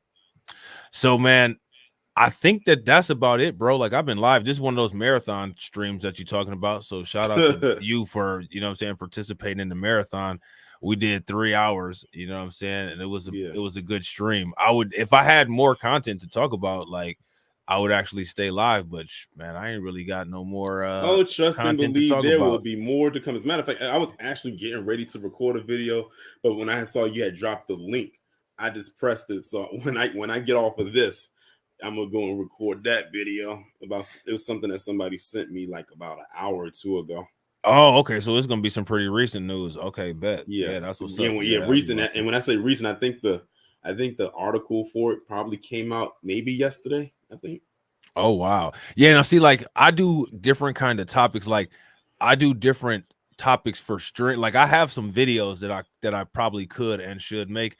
I got like certain content designated for my videos, and then I got another group of content that's designated for my streams. You know what I'm saying? Like that's the same way. Well, with me, it's like because I get so many, I just find something that I put into the stream. Like the thing is, I could easily take whatever I talk about in my live streams and make those into its own separate videos. Like it would be no problem. But I decided like I wanted to give my audience one stream a week. Right. So I put in those particular topics, and that's hard considering, it's so much, but you can't talk about every single thing. So I like to try to condense it down to at least 5. That way the stream can be done at least within an hour or maybe a little over an hour. Because usually my longer streams are the Freestyle Friday ones because that's not topic based. Right. Yeah, I really like those Freestyle Friday streams. Like I always try to make sure that I love them too because I love them too because like I said, they're not structured. Right. I don't have to worry about like looking for anything for that week. I said like this is the week that I breathe. Any kind of content that I put up will be most likely a video. It's not in the live stream. So like that's the Freestyle Friday week, I should say, or the week that I do them are the easiest weeks. Right. Yeah, those Freestyle Fridays, man, those are some really good streams. Like I enjoy those a lot. You know what I'm saying? Yeah. I like the people that call into your streams too. You got a good group of subscribers. You guys always have some interesting conversations popping off over there. I gotta call in one of these days, but my schedule is so crazy. Like I'm all like right at the time when you go live, I'm literally rushing out the door to get to work. Yeah, so one of these days I'm gonna pop in. But I'm not gonna pop in looking like John Q like TD did. You know what I'm saying? I'm gonna try to at least have my beard shaved up. You know what I'm saying? Maybe some fresh braids or something like that. All right, bro. I think I'm about to wrap it up, man. I'm about to try to put a couple finishing touches on things. I appreciate you calling up. You always welcome. And if you guys haven't subscribed to Torian's channel, make sure you guys subscribe to Torian's channel. Also, make sure you guys check out TD's. I appreciate everybody for helping me reach that 3K, and I will catch you guys on the next stream, y'all. Peace.